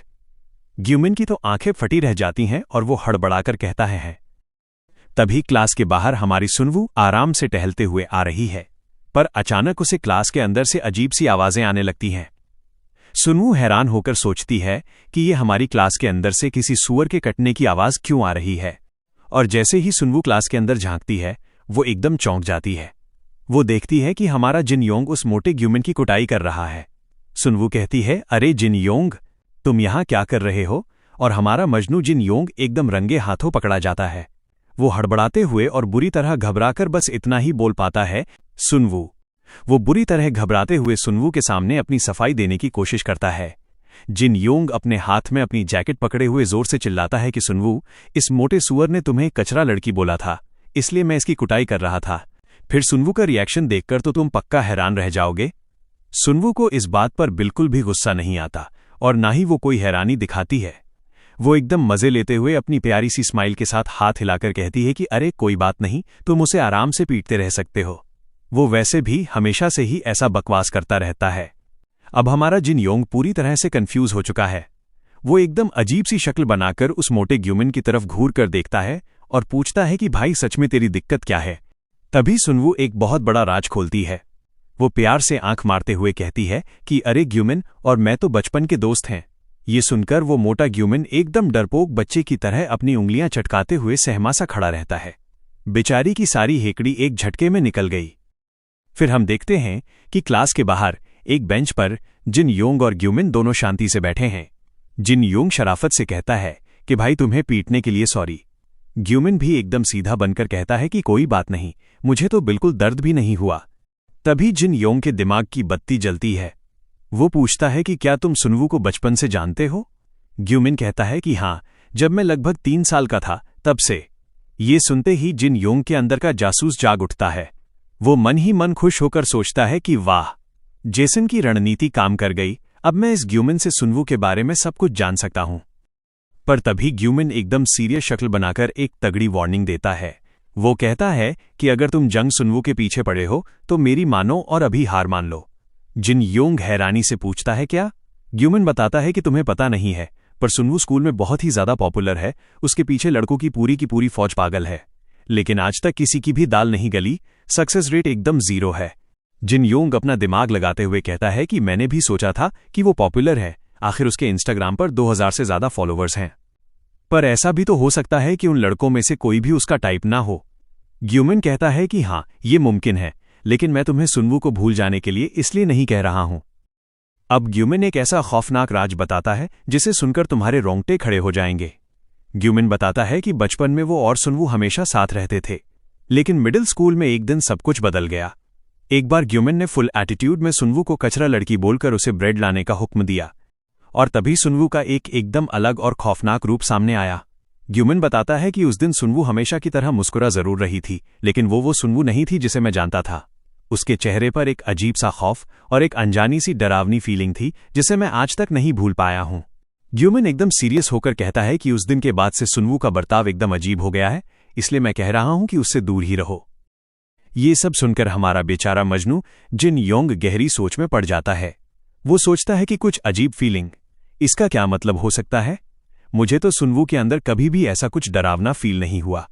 फिर जिन योंग खुद को समझाते हुए सोचता है कि ईमानदारी से कहूं तो मुझे इस मोटे ग्यूमिन की फालतू बातों को इग्नोर कर देना चाहिए। आखिर ये सिर्फ इस सुअर की अपनी खुद की सोच है, इसका कोई सिर पैर थोड़ी है। तभी अचानक चलते चलते ग्यूमिन वहीं रुक जाता है और मजे लेते हुए कहता है कि ओहो, ये क्या है भाई, ये क्या है? जिन योंग भी झटके से रुकता है और सामने देखता है। सामने हमारी खूबसूरत सुनवू अपनी दोस्त सुक्यूंग के साथ खड़ी है। सुनवू एकदम प्यारी सी स्माइल देते हुए मजे लेती है और कहती है कि अरे वाह, तुम दोनों इतनी जल्दी इतने पक्के दोस्त बन गए। देखो तो कैसे दोनों मजे से एक साथ घूम रहे हैं। जिन योंग अपनी क्रश को देखकर एकदम खुश हो जाता है और जोर से कहता है सुनवू। तभी ग्यूमिन फुल एटीट्यूड में सुनवू से पूछता है कि तुम यहां क्या कर रही हो। अब जिन योंग की तो अंदर से हवा टाइट हो जाती है। वो बुरी तरह पसीने छोड़ते हुए मन ही मन सोचता है कि बाप रे, मैं इसे ये तो बिल्कुल नहीं बता सकता कि हम अभी इसी के बारे में बातें कर रहे थे। मुझे जल्दी से बचने के लिए कोई बहुत ही बढ़िया सा बहाना सोचना होगा। पर जिन योंग कुछ सोच पाता उससे पहले ही ग्यूमिन एक ऐसा भयंकर बम फोड़ता है कि जिन योंग के तो पैरों तले जमीन ही खिसक जाती है। ग्यूमिन एकदम जोर से चिल्लाकर सीधे मुंह सुनवू से कहता है कि हम अभी अभी तुम्हारे बारे में ही फालतू बकवास करके आ रहे हैं, तुम कचरा लड़की। भाई साहब, ये सुनते ही जिन योंग का पूरा सिस्टम ही क्रैश हो जाता है। वो एकदम सदमे में आ जाता है और उसकी आंखें फटी की फटी रह जाती हैं। उसका चेहरा एकदम नीला पड़ जाता है और वो मन ही मन पागलों की तरह चिल्लाता है कि हे भगवान, आखिर इस मोटे सुअर का दिमाग खराब है क्या? ये पागल इंसान कर क्या रहा है? अब सब एकदम सन्न रह जाते हैं। एक पल के लिए तो वहां भयंकर सन्नाटा छा जाता है। सब सोच रहे हैं कि क्या बकवास हो रही है। सुनवू एकदम हैरान होकर पूछती है कि क्या तुमने मेरी पीठ पीछे मेरी बुराई की? सच में? जिन योंग तो घबराहट के मारे हवा में उड़ने लगता है और चिल्लाता है कि अरे नहीं नहीं सुनवू, ऐसा कुछ नहीं है।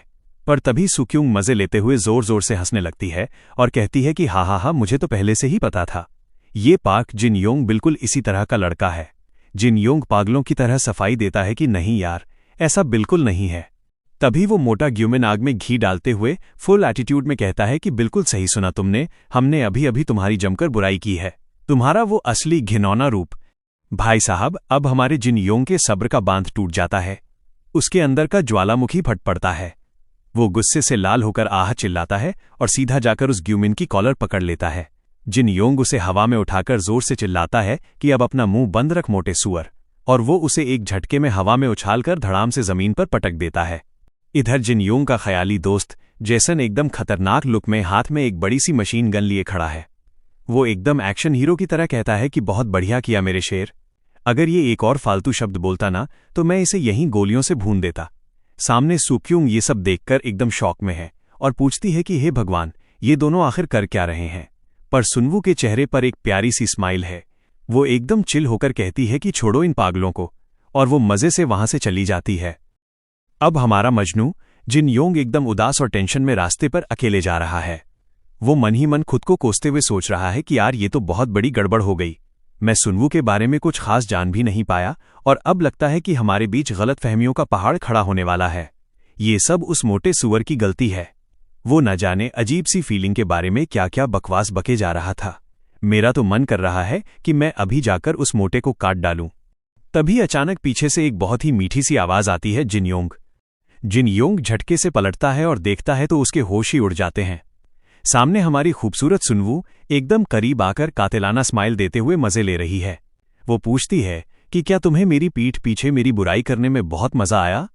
जिन योंग की तो जैसे जान ही निकल जाती है। वो हड़बड़ाकर पीछे हटता है और जोर से चिल्लाता है, सुनवू। वो घबराकर सोचता है कि उग, सच में यार, कभी कभी ये सुनवू मुझे इतना तगड़ा झटका देती है कि क्या बताऊं। सुनवू खिलखिलाकर हंसने लगती है, पुहे हे। जिन योंग पागलों की तरह सफाई देने लगता है कि सुनवू उस बारे में, मैं सच में तुम्हारी कोई बुराई नहीं कर रहा था। सुनवू एकदम प्यार से उसकी तरफ देखकर कहती है कि मुझे पता है बाबा, मुझे सब पता है। वो पक्का ग्यूमिन ही मजे ले रहा होगा, वो हमेशा से ऐसा ही है। फिर सुनवू प्यार से जिन योंग को उंगली से मारते हुए कहती है कि मुझे पता है तुम ऐसा कभी नहीं कर सकते जिन योंग। और फिर सुनवू एकदम नखरे वाले अंदाज में सुनवू कहती है कि वो सब छोड़ो, सबसे जरूरी बात यह है कि तुम मुझे पैदल घर तक छोड़कर आओ जिन योंग। जिन योंग हैरानी से पूछता है कि क्यों, क्या आज भी तुम्हारे पास बस का किराया नहीं है? सुनवू एकदम मजे से अपनी प्यारी सी स्माइल के साथ जवाब देती है, हाँ बिल्कुल। अब हमारा मजनू जिन योंग मन ही मन सोच रहा है कि यार उस खतरनाक चढ़ाई वाले पहाड़ी रास्ते के बारे में सोचकर ही मेरा दिमाग खराब हो रहा है। ये सिचुएशन सच में बहुत उलझी हुई है।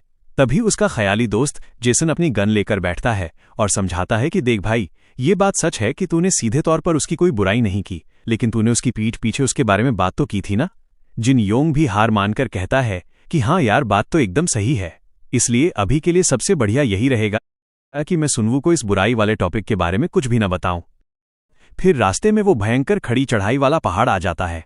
सुनवू बीच रास्ते में ही रुककर वो थकावट से बेहाल होकर कहती है कि उफ, मुझे ये पहाड़ी रास्ते बिल्कुल पसंद नहीं है। जिन योंग हैरानी से पूछता है कि क्या सच में तुम्हारे लिए ऐसा रास्ता चढ़ना इतना मुश्किल है?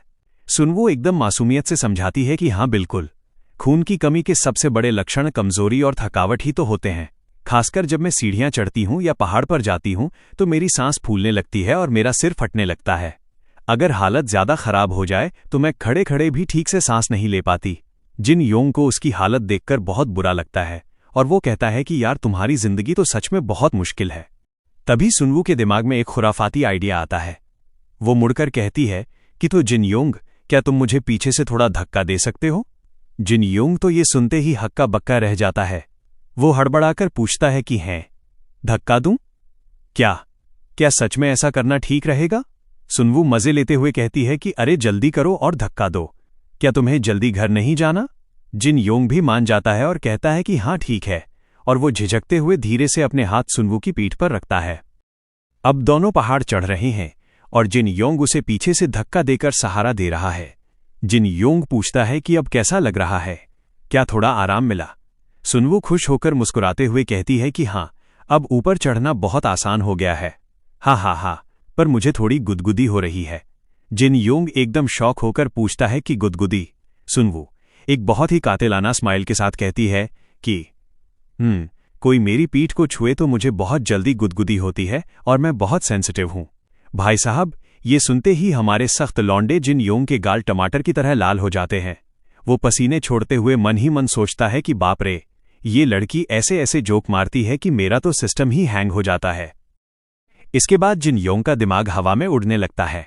वो रोमांटिक ख्यालों में खो जाता है और सोचता है कि क्या होगा अगर मैं सुनवू के और भी ज्यादा करीब आ जाऊं, अगर हम एक दूसरे के साथ अभी से भी ज्यादा कंफर्टेबल हो जाएं। वो दिन दहाड़े सपने देखने लगता है कि एक दिन वो सुनवू को अपनी पीठ पर उठाकर इसी रास्ते पर मजे से चल रहा है और सुनवू उसे प्यार से बुला रही है। इधर उसका ख्याली दोस्त जेसन एकदम खुशी से तालियां बजा रहा है। जेसन के चारों तरफ दिल उड़ रहे हैं और वो कहता है कि वाह मेरे शेर, कितना मीठा और प्यारा सपना है।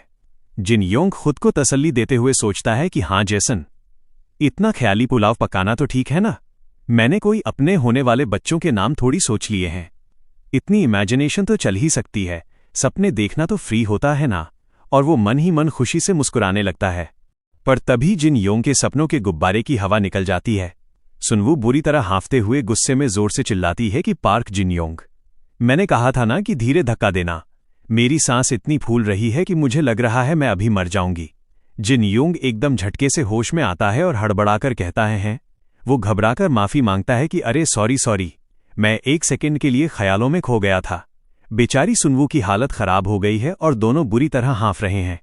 फिर वो दोनों किसी तरह पहाड़ की चोटी पर पहुंचते हैं। सुनवू घुटनों पर हाथ रखकर हांफ रही है, पर तभी उसकी नजर सामने जाती है। वो एकदम हैरान होकर कहती है कि वाह, ये जगह, यहां से नजारा कितना खूबसूरत है, यहां कितनी खुली हवा है। जिन योंग सुनवू को देखता है और सोचता है कि अच्छा, तो सुनवू ऐसी खूबसूरत जगह के पास रहती है। सुनवू रेलिंग के पास खड़ी होकर पूरे शहर को देख रही है। वो कहती है कि मेरे घर के पास इतनी खूबसूरत जगह है, मुझे तो पता ही नहीं था। जिन योंग भी हैरान होकर पूछता है कि ओ सच में, क्या तुम भी इसे पहली बार देख रही हो सुनवू? जिन योंग मजे लेते हुए आगे कहता है कि हाँ, आखिर तुम्हारे जैसी खून की कमी वाली मरीज इतनी ऊंचाई पर भला क्यों ही आएगी। सुनवू भी मुस्कुराकर कहती है कि हाँ, तुम्हारी बात सच है। पर अगले ही पल सुनवू की स्माइल गायब हो जाती है और वो एकदम डरावनी शक्ल बनाकर कहती है कि और सिर्फ तुम्हारी वजह से मैं यहां मरने की हालत में पहुंच गई हूं और मुझे अभी भी पैदल घर जाना है। क्या तुम मरना चाहते हो?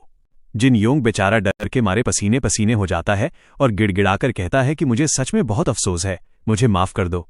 अब सुनवू उस खूबसूरत शहर के नज़ारे को देखते हुए, अपने बालों को हवा में लहराते हुए और एकदम कातिलाना स्माइल के साथ जिन योंग से कहती है कि सिर्फ इसलिए कि तुमने मुझे इतनी खूबसूरत जगह दिखाई है, मैं तुम्हारी वो बुराई वाली बात इस बार माफ कर देती हूं।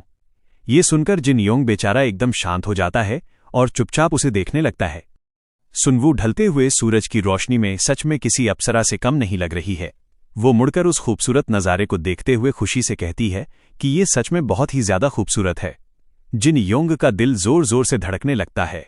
वो एकदम मंत्रमुग्ध होकर सुनवू के चेहरे को देखने लगता है और मन ही मन सोचता है कि सच में ये बहुत खूबसूरत है। पर तभी जिन योंग के दिमाग में उस मोटे ग्यूमिन की वो डरावनी बातें गूंजने लगती हैं। ग्यूमिन की शक्ल याद करते हुए जिन योंग सोचता है कि ग्यूमिन ने सुनवू के बारे में जो कहा था कि उसके अंदर कुछ अजीब सी फीलिंग है। जिन योंग अपना सारा ध्यान सुनवू पर लगा देता है। वो उसके लहराते बाल, उसकी प्यारी सी स्माइल और उस खूबसूरत पल को अपनी आंखों में बसाते हुए सोचता है कि मुझे सच में नहीं पता कि वो अजीब फीलिंग क्या है, लेकिन सुनवू, सच तो ये है कि अभी इस वक्त मुझे इस पूरी दुनिया में तुम्हारे सिवा और कोई दिखाई ही नहीं दे रहा है। ये भी शायद उसी अजीब फीलिंग का ही कोई हिस्सा है। जिन योंग हिम्मत करके एकदम सीरियस होकर कहता है कि सुनो सुनवू, ये सच है कि मैं ग्यूमिन के साथ तुम्हारी पीठ पीछे तुम्हारे बारे में ही बात कर रहा था। सुनवू एकदम हैरान होकर पूछती है कि क्या तुम मेरी बुराई कर रहे थे? सच में? जिन योंग हड़बड़ाकर अपने हाथ हिलाते हुए कहता है कि अरे नहीं नहीं, मैं कोई बुराई नहीं कर रहा था, मैं तो बस तुम्हारे बारे में और भी बहुत कुछ जानना चाहता था। ये प्यारी सी बात सुनकर सुनवू के गाल एकदम टमाटर की तरह लाल हो जाते हैं। वो शर्म से ब्लश करने लगती है। जिन योंग पसीने पसीने होकर अपना सिर खुजाते हुए कहता है कि मैं बस नहीं चाहता था कि तुम मुझे गलत समझो। सुनवू अपनी कातिलाना स्माइल के साथ कहती है कि अच्छा, मैं समझ गई, तुम इतनी सी बात की टेंशन क्यों ले रहे हो, मैं तो सब कुछ भूल भी गई, चलो अब घर चलते हैं। रास्ते में सुनवू उसे बाय बोलकर ढलान से नीचे चली जाती है। जेसन अपना दिमाग लगाते हुए कहता है कि यार, इसका रिएक्शन तो बहुत अजीब था, मुझे तो डाउट हो रहा है, क्या तुम्हारा उसके सामने इतना ज्यादा ईमानदार होना सच में जरूरी था? पर इधर सुनवू रास्ते में अकेले चलते हुए जिन योंग की उसी बात को याद कर रही है कि वो उसके बारे में और जानना चाहता है। सुनवू खुशी से ब्लश करते हुए और अपनी बालों को पीछे करते हुए खुद से कहती है कि कभी कभी ये जिन योंग सच में मुझे पूरी तरह से हैरान कर देता है। और फिर अचानक सुनवू की खून की कमी वाली बीमारी अपना असर दिखाती है। उसकी सारी एनर्जी खत्म हो जाती है और वो रास्ते के बीच में ही धड़ाम से गिरकर बुरी तरह हांफने लगती है। फिर जिन योंग को याद आता है कि कैसे सुनवू ग्यूमिन पर भड़क रही थी कि तूने मेरी ब्रेड क्यों खाई मोटे सुअर, मैं तुझे काटकर तेरा किमची सूप बना दूंगी। जिन योंग ये सब सोचकर मुस्कुराता है कि ये दोनों सच में एकदम पक्के और बेस्ट फ्रेंड्स हैं। अब हम देखते हैं कि हमारा मजनू जिन योंग अपने स्पोर्ट्स वाले कपड़ों में एकदम तैयार खड़ा है। उसका ख्याली माचो दोस्त जेसन उसे देखकर एकदम खुश हो जाता है और पूछता है कि ओहो मेरे शेर, आज ये क्या चल रहा है? जिन योंग एकदम जोश में कहता है कि मैं बहुत समय बाद सॉकर खेलने के लिए जा रहा हूं मेरे भाई। जेसन भी फुल एटीट्यूड में हौसला बढ़ाते हुए कहता है कि ये तो बहुत ही बढ़िया बात है, जाओ मैदान में जाकर खूब पसीना बहाओ और एकदम असली मर्द बनकर दिखाओ। फिर जिन योंग आगे बढ़ता है, पर तभी उसकी नजर अपने जूतों पर जाती है। वो खुद से कहता है कि अरे यार, मेरे जूते का फीता तो खुल गया, और वो फीता बांधने के लिए बीच रास्ते में ही बैठ जाता है।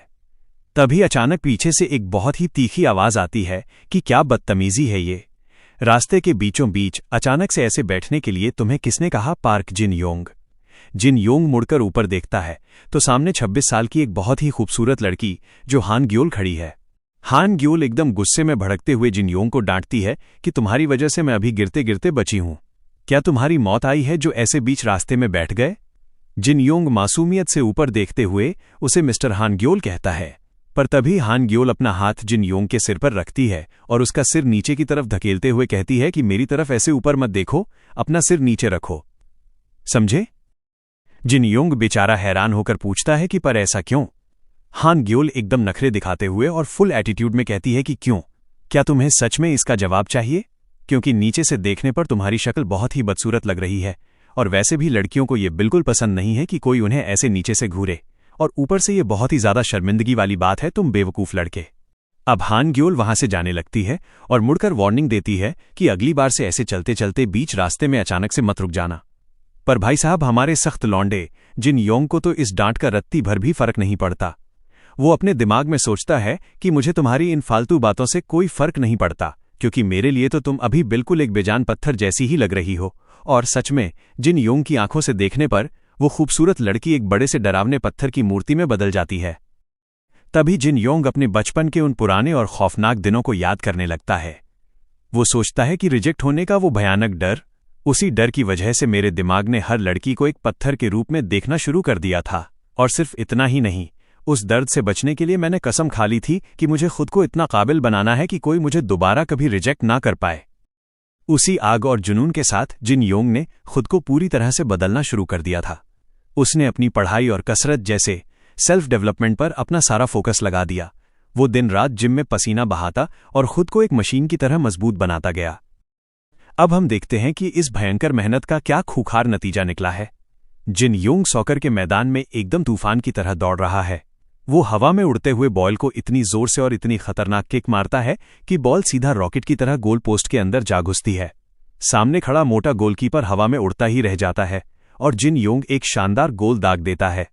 दोस्तों, जिन योंग का वो रॉकेट जैसा गोल देखकर उसके सारे क्लास वाले खुशी से पागल हो जाते हैं।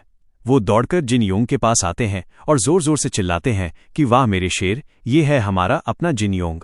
भाई, मजा आ गया कि तू हमारी क्लास में है। अगर हम ऐसे ही धांसू खेलते रहे तो हम क्लास 5 वालों की तो पक्का चटनी बना देंगे। और वहीं दूसरी तरफ उस मोटे ग्यूमिन की तो हवा निकल चुकी है। वो थकावट के मारे बुरी तरह पसीने छोड़ रहा है और उसकी सांसें फूल रही हैं। अब हमारी सुनवू अपनी सहेली के साथ बाहर टहल रही है। उसकी सहेली लड़कों को खेलते देखकर मुंह बनाते हुए कहती है कि उफ, ये लड़के फिर से सॉकर खेल रहे हैं। बाद में हमारी पूरी क्लास इनके पसीने की बदबू से महकने वाली है। तभी उसकी सहेली की नज़र मैदान पर पड़ती है और वो कहती है कि अरे देख, वहां तो पार्क जिन योंग भी खेल रहा है। सुनवू भी अपनी लॉलीपॉप चूसते हुए मैदान की तरफ देखती है और मजे से कहती है कि ओ हाँ, तुम सही कह रही हो। मैदान में जिन योंग का खतरनाक खेल देखकर वहां सीढ़ियों पर बैठी लड़कियों की फौज एकदम दीवानी हो रही है। वो खुशी से चिल्ला रही हैं कि क्या लल, कितना कूल लग रहा है ना ये। हाँ यार, ये पूरी भीड़ में सबसे अलग ही चमक रहा है। इधर सुनवू बिना पलक झपकाए एकदम ध्यान से जिन योंग को ही घूर रही है। उसकी सहेली मजे लेते हुए कहती है कि वैसे तो ये लड़का हमेशा एकदम चुपचाप और शांत रहता है, पर स्पोर्ट्स खेलते टाइम इसका लुक कितना ज्यादा धांसू और कूल लगता है। और सबसे बड़ी बात, इसे लड़कियों में तो कोई इंटरेस्ट ही नहीं दिखता। क्या यही इसका सबसे बड़ा चार्म नहीं है? सहेली फुल मजे में आगे कहती है कि भाई, इसके अंदर तो एकदम कूल और सेक्सी वाली वाइब है। सुनवू एकदम नखरे दिखाते हुए कहती है कि हाँ सच में, जरा इन ओवर एक्टिंग करने वाली पागल फैन गर्ल्स को तो देखो। तभी सहेली के दिमाग की बत्ती जलती है और वो सोच में पड़ जाती है कि रुको रुको, ये पार्क जिन योंग इतना पॉपुलर क्यों है भाई? कूल और सेक्सी? कहीं मैं कुछ ज्यादा तो नहीं बोल रही? क्योंकि उसे तुरंत जिन योंग की वो पुरानी डरी हुई और घबराहट से कांपने वाली शक्ल याद आ जाती है। इधर सुनवू अभी भी अपनी लॉलीपॉप खाते हुए एकदम गहरी सोच में डूबी है। सुनवू अपने दिमाग में जिन योंग की एक बहुत ही कूल और माचो वाली इमेज इमेजिन करती है, पर अगले ही सेकंड उसकी जोर से हंसी छूट जाती है। वो खिलखिलाते हुए कहती है पफ्ड। फिर वो एक बहुत ही प्यारी और कातिलाना स्माइल देते हुए खुद से कहती है कि हाँ ठीक है, मैं मान लेती हूं कि वो आज सच में थोड़ा कूल लग रहा है। तभी स्कूल की घंटी बजने लगती है, ट्रिंग ट्रिंग। मैच खत्म हो जाता है। सब लड़के जिन योंग की तारीफ करते हुए कहते हैं कि बहुत बढ़िया काम किया सबने, पर आज हम सिर्फ और सिर्फ जिन योंग की वजह से जीते हैं। जिन योंग भी एकदम हीरो वाले स्टाइल में मुस्कुराते हुए कहता है कि गुड जॉब लड़कों, कल फिर से एक और मैच खेलेंगे। अब हमारा मजनू जिन योंग बुरी तरह पसीने से भीगा हुआ है। वो अपनी सांसें कंट्रोल करते हुए खुद से कहता है कि बाप रे, मैं तो पसीने से पूरा नहा चुका हूं। अंदर क्लास में जाने से पहले मुझे बाहर वाले सिंक पर जाकर अपना मुंह धो लेना चाहिए। जिन योंग सिंक के पास पहुंचता है और नल खोलकर अपने चेहरे पर ठंडे पानी के छींटे मारता है। तभी पीछे से वो मोटा ग्यूमन आता है और एकदम सीरियस शक्ल बनाकर कहता है कि वो शॉट सच में बहुत शानदार था। मुझे नहीं लगा था कि यहां कोई ऐसा भी है जिसका मारा हुआ गोल मैं ना रोक पाऊं। जिन योंग मुड़ता है और चौंक कर कहता है कि अरे ग्यूमिन, तुम भी आज बहुत बढ़िया कीपिंग कर रहे थे। पर ग्यूमिन एकदम दुखी और गुस्से वाली शक्ल बनाकर कहता है कि मेरे साथ बहुत बड़ा धोखा हुआ है। जिन योंग हैरान होकर पूछता है कि अब क्या हो गया। ग्यूमिन अपना दुखड़ा रोते हुए कहता है कि क्या तुम्हें सॉकर का काला सच पता है? जिन योंग एकदम बोर होकर कहता है कि मुझे कोई शौक नहीं है जानने का। पर ग्यूमिन जबरदस्ती अपनी भड़ास निकालते हुए कहता है कि काला सच ये है कि जब टीम हारती है तो सारा इल्जाम सिर्फ और सिर्फ गोलकीपर के सिर पर थोप दिया जाता है। ग्यूमिन एकदम फ्रस्ट्रेट होकर कहता है कि चाहे तुम 10 शॉट रोक लो, पर अगर एक भी गोल अंदर चला गया तो सब यही कहते हैं कि ये मेरी गलती है। जिन योंग मजे लेते हुए कहता है कि हाँ यार, ये तो सच में बहुत बुरा होता है। तभी ग्यूमिन एक खुखार बम फोड़ता है और कहता है कि इसीलिए मुझे तुम बिल्कुल भी पसंद नहीं हो। जिन योंग एकदम कंफ्यूज होकर पूछता है कि क्या, पर क्यों भाई? ग्यूमिन चीखते हुए कहता है क्योंकि मैं तुम्हारा वो शॉट रोक नहीं पाया, बस इसीलिए तुम मुझे जहर लगते हो। ये सुनकर जिन योंग की बोलती बंद हो जाती है। इधर जिन योंग का ख्याली दोस्त जेसन हाथ में एक बड़ी सी कुल्हाड़ी लेकर खड़ा हो जाता है और गुस्से में कहता है कि ये मोटा सुअर फिर से शुरू हो गया। जिन योंग मन ही मन जेसन को रोकता है कि अरे जेसन, कंट्रोल कर मेरे भाई। तभी वो मोटा ग्यूमिन अपने खुराफाती दिमाग का इस्तेमाल करता है।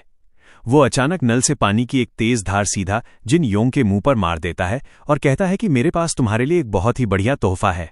बेचारा जिन योंग ठंडे पानी से बुरी तरह भीगकर बौखला जाता है और चिल्लाता है कि अरे बाप रे, ये कितना ठंडा है। क्या तुम पागल हो गए हो सुअर कहीं के? और फिर जिन योंग भी गुस्से में पानी लेकर ग्यूमिन पर फेंकने लगता है। दोनों के बीच भयंकर पानी की लड़ाई शुरू हो जाती है। ग्यूमिन चिल्लाता है कि विरोध मत कर चश्मिश, तू भी तो चश्मा पहनता है। उधर दूर खड़ी हमारी सुनवू और उसकी सहेली को इन दोनों के चिल्लाने की आवाजें आती हैं। ग्यूमिन दूर से चिल्ला रहा है कि तू सिर्फ सुनवू की परछाई के पीछे भागता है, और जिन योंग भड़क कर कह रहा है कि क्या बकवास कर रहा है तू, मैं तुझे उबालकर तेरा सूप बना दूंगा। ये अजीब बातें सुनकर सुनवू और उसकी दोस्त एकदम कंफ्यूज हो जाती हैं और पूछती हैं कि क्या। सहेली पूछती है कि क्या ये वो मोटा और पाक जिन योंग चिल्ला रहे हैं? सुनवू मासूमियत से कहती है कि पता नहीं यार, मुझे ठीक से कुछ सुनाई नहीं दे रहा। सहेली एकदम एक्साइटेड होकर कहती है कि चलो चलकर देखते हैं कि ये दोनों पागल अब क्या नया ड्रामा कर रहे हैं। सुनवू भी खुश होकर कहती है कि हाँ चलो चलते हैं। और इधर सिंह के पास दोनों लड़के पानी से पूरी तरह भीग चुके हैं और बुरी तरह हाँफ रहे हैं। जिन योंग चिढ़कर कहता है कि उफ, मुझे बहुत चिपचिपा लग रहा है, तुम्हारी वजह से मैं पूरा भीग गया हूं। ग्यूमिन फुल एटीट्यूड में कहता है हम्फ, इसमें इतनी बड़ी बात क्या है, बस अपनी शर्ट उतारो और उसे निचोड़ लो। और ऐसा कहते हुए वो मोटा अपनी शर्ट उतार देता है और अपना बड़ा सा पेट बाहर निकाल लेता है। जिन योंग उसे देखकर घिन से कहता है कि सच में यार। फिर जिन योंग भी गुस्से में अपनी शर्ट उतारने लगता है और कहता है कि स्कूल के बाद मैं पक्का तेरी बहुत भयंकर कुटाई करने वाला हूं। और ठीक उसी वक्त पीछे से आवाज आती है, ओ ए, तुम दोनों, तुम यहां क्या कर रहे हो? वार्निंग बेल बज चुकी है, क्या तुम्हें अंदर क्लास में नहीं जाना? ये आवाज सुनवू और उसकी सहेली की है। जिन योंग अपनी शर्ट उतारते हुए झटके से पीछे मुड़ता है, और भाई साहब जैसे ही वो मुड़ता है नजारा एकदम बदल जाता है। जिन योंग की शर्टलेस बॉडी देखकर किसी के भी होश उड़ जाएंगे। जिम में पसीना बहाने की वजह से उसके एकदम खतरनाक और कड़क एब्स बन चुके हैं। वो पूरी तरह से एक माचो मैन लग रहा है। सहेली की तो आंखें फटी की फटी रह जाती हैं और वो शौक में कहती है वुआ। सुनवू भी उसे घूरती रह जाती है और उसके मुंह से निकलता है ओ माय। दोनों लड़कियां एकदम शर्म से लाल हो जाती हैं और बस जिन योंग की शानदार बॉडी को ही घूरे जा रही हैं। पर अगले ही पल उन दोनों लड़कियों की नजर उस मोटे ग्यूमिन पर पड़ती है। ग्यूमिन भी बिना शर्ट के अपना वो बड़ा सा मटके जैसा पेट बाहर निकाले खड़ा है। और भाई साहब, उस मोटे के उस अजीब से पेट को देखते ही सुनवू और उसकी सहेली का सारा मूड एकदम से खराब हो जाता है। वो दोनों एकदम घिन वाली शक्ल बनाकर उस मोटे को देखने लगती हैं, जैसे कह रही हों कि छी, ये क्या देख लिया। अब सुनवू की सहेली पछतावे की आग में जल रही है। वो उन दोनों लड़कों को बिना शर्ट के देखकर अपना सिर पीटते हुए सुनवू से कहती है कि शिट यार, मुझे तुम्हें यहां ये सब अजीब चीजें देखने के लिए बिल्कुल नहीं बुलाना चाहिए था। सुनवू भी एकदम सीरियस होकर उसे घूरती है और कहती है कि एकदम सही। तभी वो मोटा ग्यूमिन भड़क जाता है और जोर से चिल्लाता है कि ओए, तूने अभी क्या कहा? वो अपनी बेइज्जती महसूस करके मन ही मन दांत पीसते हुए सोच रहा है कि इन पागलों की तो। इधर हमारा मजनू जिन योंग एकदम सदमे में अपनी शर्टलेस बॉडी के साथ खड़ा है। वो मुंह फाड़े मन ही मन रोते हुए सोच रहा है कि हे भगवान, आखिर सुनवू ने मेरी पूरी बॉडी देख ही ली। इसके बाद जिन योंग का गुस्सा 7वें आसमान पर पहुंच जाता है। वो बिना कोई मौका दिए सीधा पीछे से जाकर उस मोटे ग्यूमिन की गर्दन दबोच लेता है और उसे एक तगड़े चोकहोल्ड में जकड़ लेता है। जिन योंग उस मोटे का गला दबाते हुए जोर से चिल्लाता है कि ये सब तमाशा सिर्फ और सिर्फ इस सुअर जैसे कमीने की वजह से हुआ है। ग्यूमिन की तो जैसे जान ही निकल जाती है और वो बुरी तरह तड़पने लगता है। ग्यूमिन अपनी जान बचाते हुए हाँफ कर चिल्लाता है कि ओए चश्मिश कमीने, मुझे छोड़। जिन योंग भी फुल गुस्से में रिप्लाई देता है कि मैंने तुझे पहले भी कहा था, चश्मा तो तूने भी पहन रखा है मोटे। इन दोनों पागलों को सरेआम ऐसे लड़ते और गला दबाते हुए देखकर सुनवू की सहेली बेचारी एकदम हैरान और परेशान खड़ी है। पर भाई साहब, जरा हमारी सुनवू का रिएक्शन तो देखो। वो बिना पलक झपकाए एकदम शांत खड़ी है। उसके चेहरे पर एकदम सीरियस एक्सप्रेशन है, पर साथ ही उसके गाल भी टमाटर की तरह लाल हो रहे हैं। अब अगले दिन का एकदम धांसू नजारा देखते हैं। हमारा मजनू जिन योंग मैदान में पूरे जोश के साथ सॉकर खेल रहा है। वो हवा में उड़ते हुए बॉल को एक बहुत ही तगड़ी किक मारता है। पर ये क्या, आज वो मोटा ग्यूमिन एकदम दीवार की तरह गोल पोस्ट के सामने खड़ा है। ग्यूमिन आसानी से बॉल को अपने हाथों से पकड़कर जिन योंग का वो खतरनाक शॉट रोक लेता है। सारे लड़के हैरान होकर चिल्लाते हैं कि वाह भाई, ग्यूमिन ने जिन योंग का शॉट रोक लिया। ग्यूमिन बॉल पकड़कर मजे से मुस्कुराता है और कहता है कि बहुत बढ़िया। ग्यूमिन फुल एटीट्यूड में जिन योंग को ताना मारते हुए कहता है कि क्या बात है पार्क जिन योंग, कल तो तू एकदम फॉर्म में था, पर आज तेरा खेल एकदम बकवास लग रहा है। जिन योंग भी पसीने से भीगा हुआ है और चिढ़कर कहता है डैम इट। इधर उसका ख्याली दोस्त जैसन एकदम सीरियस होकर बैठा है और कहता है कि मेरे दोस्त, ऐसा लग रहा है जैसे आज तेरी हालत कुछ ठीक नहीं है। जिन योंग भी मन ही मन मानता है कि हाँ यार, ऐसा ही लग रहा है। अब जिन योंग थककर कहता है कि अभी हाफ टाइम हो गया है, मैं जाकर थोड़ा आराम कर लेता हूं। वो सीढ़ियों पर जाकर धड़ाम से बैठ जाता है और थक कर लंबी लंबी सांसें लेने लगता है। तभी ऊपर से एक बहुत ही प्यारी सी आवाज आती है, तुम बहुत थके हुए लग रहे हो। जिन योंग झटके से ऊपर देखता है तो उसके होश ही उड़ जाते हैं। सीढ़ियों के ऊपर हमारी खूबसूरत सुनवू एकदम कातिलाना स्माइल देते हुए खड़ी है। सुनवू मुस्कुराकर कहती है, हाय जिन योंग। जिन योंग उसे सीढ़ियों के नीचे से ऊपर की तरफ देखते हुए हड़बड़ाकर बस इतना ही बोल पाता है, स सुनवू। फिर अचानक जिन योंग का पूरा चेहरा टमाटर की तरह लाल हो जाता है। वो जोर से चिल्लाता है, गाह। वो बुरी तरह घबराकर सीढ़ियों से खिसक कर और नीचे भागता है और चिल्लाता है कि जल्दी नीचे आ जाओ। सुनवू बेचारी एकदम कंफ्यूज होकर पूछती है कि हैं, पर क्यों? जिन योंग पसीने छोड़ते हुए पागलों की तरह कहता है, बस जल्दी से नीचे आ जाओ। जिन योंग मुंह पर हाथ रखकर मन ही मन सोच रहा है कि यार, टीचर हानग्योल ने एकदम सही कहा था। जिन योंग को वो दिन याद आता है जब वो टीचर उसे पत्थर की तरह दिख रही थी। वो सोचता है कि मुझे पहले समझ नहीं आया, क्योंकि वो टीचर मुझे एक बेजान पत्थर की तरह दिखती थी, लेकिन अब सुनवू को ऐसे नीचे से ऊपर की तरफ देखने पर ये सच में बहुत एम्ब्रेसिंग और शर्मिंदगी वाली फीलिंग है। अब सुनवू सीढ़ियों से नीचे आकर जिन योंग के पास बैठ जाती है। वो एकदम मजे लेते हुए पूछती है कि ओए, तुम्हारे इस अजीब से रिएक्शन का क्या मतलब है? क्या तुम मेरा चेहरा नहीं देखना चाहते? जिन योंग हड़बड़ाकर हाथ हिलाते हुए कहता है कि नहीं नहीं, ऐसी बात बिल्कुल नहीं है। जिन योंग मासूमियत से सफाई देते हुए कहता है कि वो बस टीचर हानग्योल ने मुझसे कहा था कि नीचे से देखने पर लोगों की शक्ल बहुत बदसूरत लगती है और लड़कियों को ये बिल्कुल भी पसंद नहीं है कि कोई उन्हें ऐसे नीचे से घूरे। ये सुनते ही सुनवू एक बहुत ही प्यारी और कातिलाना स्माइल देती है। वो अपनी उंगली से अपने चेहरे की तरफ इशारा करते हुए एकदम नखरे से पूछती है कि अच्छा ऐसा है तो बताओ, क्या मैं नीचे से देखने पर सच में बदसूरत लग रही हूं? जिन योंग के तो जैसे तोते ही उड़ जाते हैं।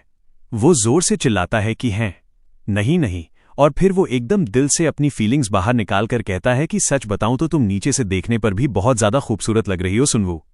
भाई साहब, हमारे सख्त लौंडे ने तो सरेआम फ्लर्ट कर दिया। उसने सरेआम सुनवू को इतनी खूबसूरत बोल दिया है कि सुनवू एकदम प्यार से ब्लश करते हुए और नखरे दिखाते हुए कहती है, ये देखकर जिन योंग के दिमाग की घंटी जोर से बजने लगती है। वो पसीने छोड़ते हुए मन ही मन चिल्लाता है कि अरे बाप रे, क्या मैं अभी अभी जानबूझकर सुनवू के बिछाए हुए जाल में फंस गया हूं? तभी उसका ख्याली दोस्त जेसन एकदम सीरियस होकर बैठ जाता है। जिन योंग पागलों की तरह उसे बुलाता है कि जेसन मेरी मदद कर, पर जेसन भी फुल मजे लेते हुए ताना मारता है कि वाह मेरे शेर, नीचे से देखने पर भी खूबसूरत है। तूने तो हद से ज्यादा मीठी लाइन मार दी। अब मैं तेरी कोई मदद नहीं कर सकता, खुद ही इस मुसीबत से बाहर निकल। जिन योंग रोतलू शक्ल बनाकर मन ही मन चिल्लाता है कि जेसोन, ऐसा मत कर मेरे भाई। जिन योंग अपना सिर पकड़कर टेंशन में सोचता है कि यार, मैं कुछ नहीं कर सकता। अगर मैंने अभी अपनी बात वापस लेने की कोशिश की तो सिचुएशन और भी ज्यादा अजीब हो जाएगी। उफ, मेरी ये बकवास जुबान कभी काबू में क्यों नहीं रहती? पर इधर सुनवू एकदम शांत और खुश होकर अपनी प्यारी सी स्माइल के साथ जिन योंग को ही घूरे जा रही है। और अचानक सुनवू एकदम चिल होकर हंसते हुए कहती है कि तारीफ करने के लिए बहुत बहुत शुक्रिया। जिन योंग तो एकदम हक्का बक्का रह जाता है। वो मन ही मन सोचता है कि क्या हम इतनी बड़ी बात को बस ऐसे ही इग्नोर करके आगे बढ़ रहे हैं? सुनवू मजे से कहती है कि तुमने मुझे अच्छा फील कराने के लिए ये सब कहा ना। वैसे भी किसी के मुंह से अपनी तारीफ सुनना हमेशा ही बहुत अच्छा लगता है। जिन योंग भी हार मानकर कहता है कि बात तो तुम्हारी एकदम सही है। पर तभी सुनवू एक ऐसा भयंकर बम फोड़ती है कि जिन योंग का पूरा सिस्टम ही हिल जाता है। सुनवू एकदम कातिलाना स्माइल देते हुए कहती है कि वैसे मैंने सुना है कि लड़कियां भी तुम्हारी बहुत तारीफ करती हैं जिन योंग। सब कहती हैं कि तुम बहुत कूल और सेक्सी हो। जिन योंग ये सुनते ही हवा में उड़ने लगता है और हड़बड़ाकर अपने हाथ हिलाते हुए कहता है कि क्या? अरे नहीं नहीं, मैं ऐसा बिल्कुल भी नहीं हूं। सुनवू एकदम करीब आकर पूछती है कि सच में? पर मुझे तो नहीं लगता कि वो लड़कियां तुम्हारे बारे में कुछ गलत कह रही थीं। जिन योंग की तो आंखें फटी की फटी रह जाती हैं। वो घबराकर पूछता है कि ओह सच में? तुम्हें मेरे अंदर ऐसा क्या कूल और सेक्सी लग गया? सुनवू मुस्कुराते हुए एकदम कातिलाना अंदाज में कहती है, वेल। और फिर सुनवू को जिन योंग की वो पसीने से भीगी हुई और खतरनाक एब्स वाली शानदार शर्टलेस बॉडी याद आ जाती है। सुनवू अपना हाथ जिन योंग के एकदम करीब लाती है और प्यार से फुसफुसाते हुए कहती है कि सच कहूं तो बहुत सारी चीजों में, भाई साहब, ये सुनते ही हमारे सख्त लौंडे जिन योंग के गाल टमाटर की तरह लाल हो जाते हैं। उसका पूरा दिमाग ही सुन्न पड़ जाता है। तभी मैदान से उसके एक दोस्त की जोरदार आवाज आती है कि ओए जिन योंग, चल दूसरे हाफ में एकदम आग लगानी है। जिन योंग झटके से होश में आता है और कहता है कि ओ हाँ। वो मुड़कर सुनवू की तरफ देखता है, पर सुनवू सीढ़ियों पर मजे से बैठी है। सुनवू अपना हाथ हिलाते हुए एकदम चीयरलीडर वाले अंदाज में चिल्लाती है कि जाओ और जीत कर आना, तुम पक्का कर सकते हो। अपनी क्रश से इतना तगड़ा मोटिवेशन मिलने के बाद अब वो जोश में भरकर मैदान में उतरने के लिए एकदम तैयार खड़ा है। अब मैदान में हमारा मजनू जिन योंग एकदम चीते की रफ्तार से बॉल लेकर आगे की तरफ दौड़ रहा है। वो एकदम हैरान होकर सोच रहा है कि यार जैसन, मुझे एक बात बिल्कुल समझ नहीं आ रही। पहले हाफ में तो मैं थकावट के मारे मर रहा था, पर अब अचानक से मेरे अंदर इतनी भयंकर एनर्जी कहाँ से आ गई। मेरा शरीर एकदम हवा की तरह हल्का कैसे फील कर रहा है। सामने वाली टीम के लड़के पागलों की तरह उसे रोकने के लिए दौड़ते हैं और चिल्लाते हैं कि ओए इसे रोको। तभी उसका ख्याली माचो दोस्त जैसन एकदम गुरु वाले अंदाज में स्माइल करते हुए कहता है कि मेरे दोस्त, ये चमत्कार कैसे हुआ, इसका जवाब तो तुम्हें खुद भी बहुत अच्छे से पता है। और फिर जेसन सीढ़ियों पर मजे से बैठी हमारी सुनवू की तरफ देखकर कहता है कि ये सब तूफान सिर्फ इसलिए आ रहा है क्योंकि तुम्हारी क्रश तुम्हें खेलते हुए देख रही है। फिर जेसन अपनी सीटी मुंह में दबाकर एकदम सीरियस होकर कहता है कि यार, मुझे ये बोलते हुए थोड़ी हिचकिचाहट तो हो रही है क्योंकि ये मेरी ही दी हुई पुरानी एडवाइस के एकदम खिलाफ है, पर शायद। और इधर जिन योंग फुल जोश में हवा में उछलकर बॉल को एक ऐसा खतरनाक किक मारता है कि बॉल सीधा रॉकेट की तरह उड़ जाती है। वो मोटा ग्यूमिन गोल पोस्ट के सामने हवा में छलांग तो लगाता है, पर बॉल गोली की रफ्तार से सीधा जाल के अंदर जा घुसती है। गोल। जेसन मुस्कुराते हुए अपनी बात पूरी करता है कि शायद तुम्हारे दिमाग के ये प्यार वाले ख्याली पुलाव इतने भी बुरे नहीं हैं मेरे भाई। सारे दोस्त खुशी से उछल पड़ते हैं और जोर जोर से चिल्लाते हैं कि वाह, ये है हमारा असली जिन योंग। तू तो आज के मैच का असली हीरो है मेरे भाई। और हमारा जिन योंग पसीने में भीग कर भी एकदम खुशी से खिलखिलाकर हंसने लगता है। अब जरा सीढ़ियों पर बैठी हमारी खूबसूरत सुनवू का हाल तो देखो। जिन योंग का ये धांसू परफॉर्मेंस देखकर वो पूरी तरह से उस पर फिदा हो चुकी है। शर्म और खुशी के मारे उसके गाल एकदम टमाटर की तरह लाल हो गए हैं। वो एकदम प्यार भरी कातिलाना स्माइल देते हुए मन ही मन कहती है नाइस। अब हम थोड़े समय पहले का एक बहुत ही मजेदार नज़ारा देखते हैं। हमारी कड़क टीचर हान ग्योल सीढ़ियों के एकदम नीचे खड़ी है। ऊपर सीढ़ियों पर हमारा मजनू जिन योंग और खूबसूरत सुनवू मजे से बैठे हुए हैं। जिन योंग एकदम सरेआम फ्लर्टिंग वाले मूड में सुनवू से कहता है कि सच बताऊं तो तुम नीचे से देखने पर भी बहुत खूबसूरत लग रही हो सुनवू। नीचे खड़ी टीचर हान ग्योल अपने ही स्टूडेंट की ये मीठी और आशिकी वाली बातें सुन लेती है। वो अपनी बाहें बांधे हुए ऊपर उन दोनों को घूरती है और एकदम खुराफाती अंदाज में मजे लेते हुए मन ही मन सोचती है कि जरा इसे तो देखो, अपनी क्रश के सामने ऐसी बातें करके ये बेवकूफ लड़का आज अपने आप में ही कितना ज्यादा खुश हो रहा है।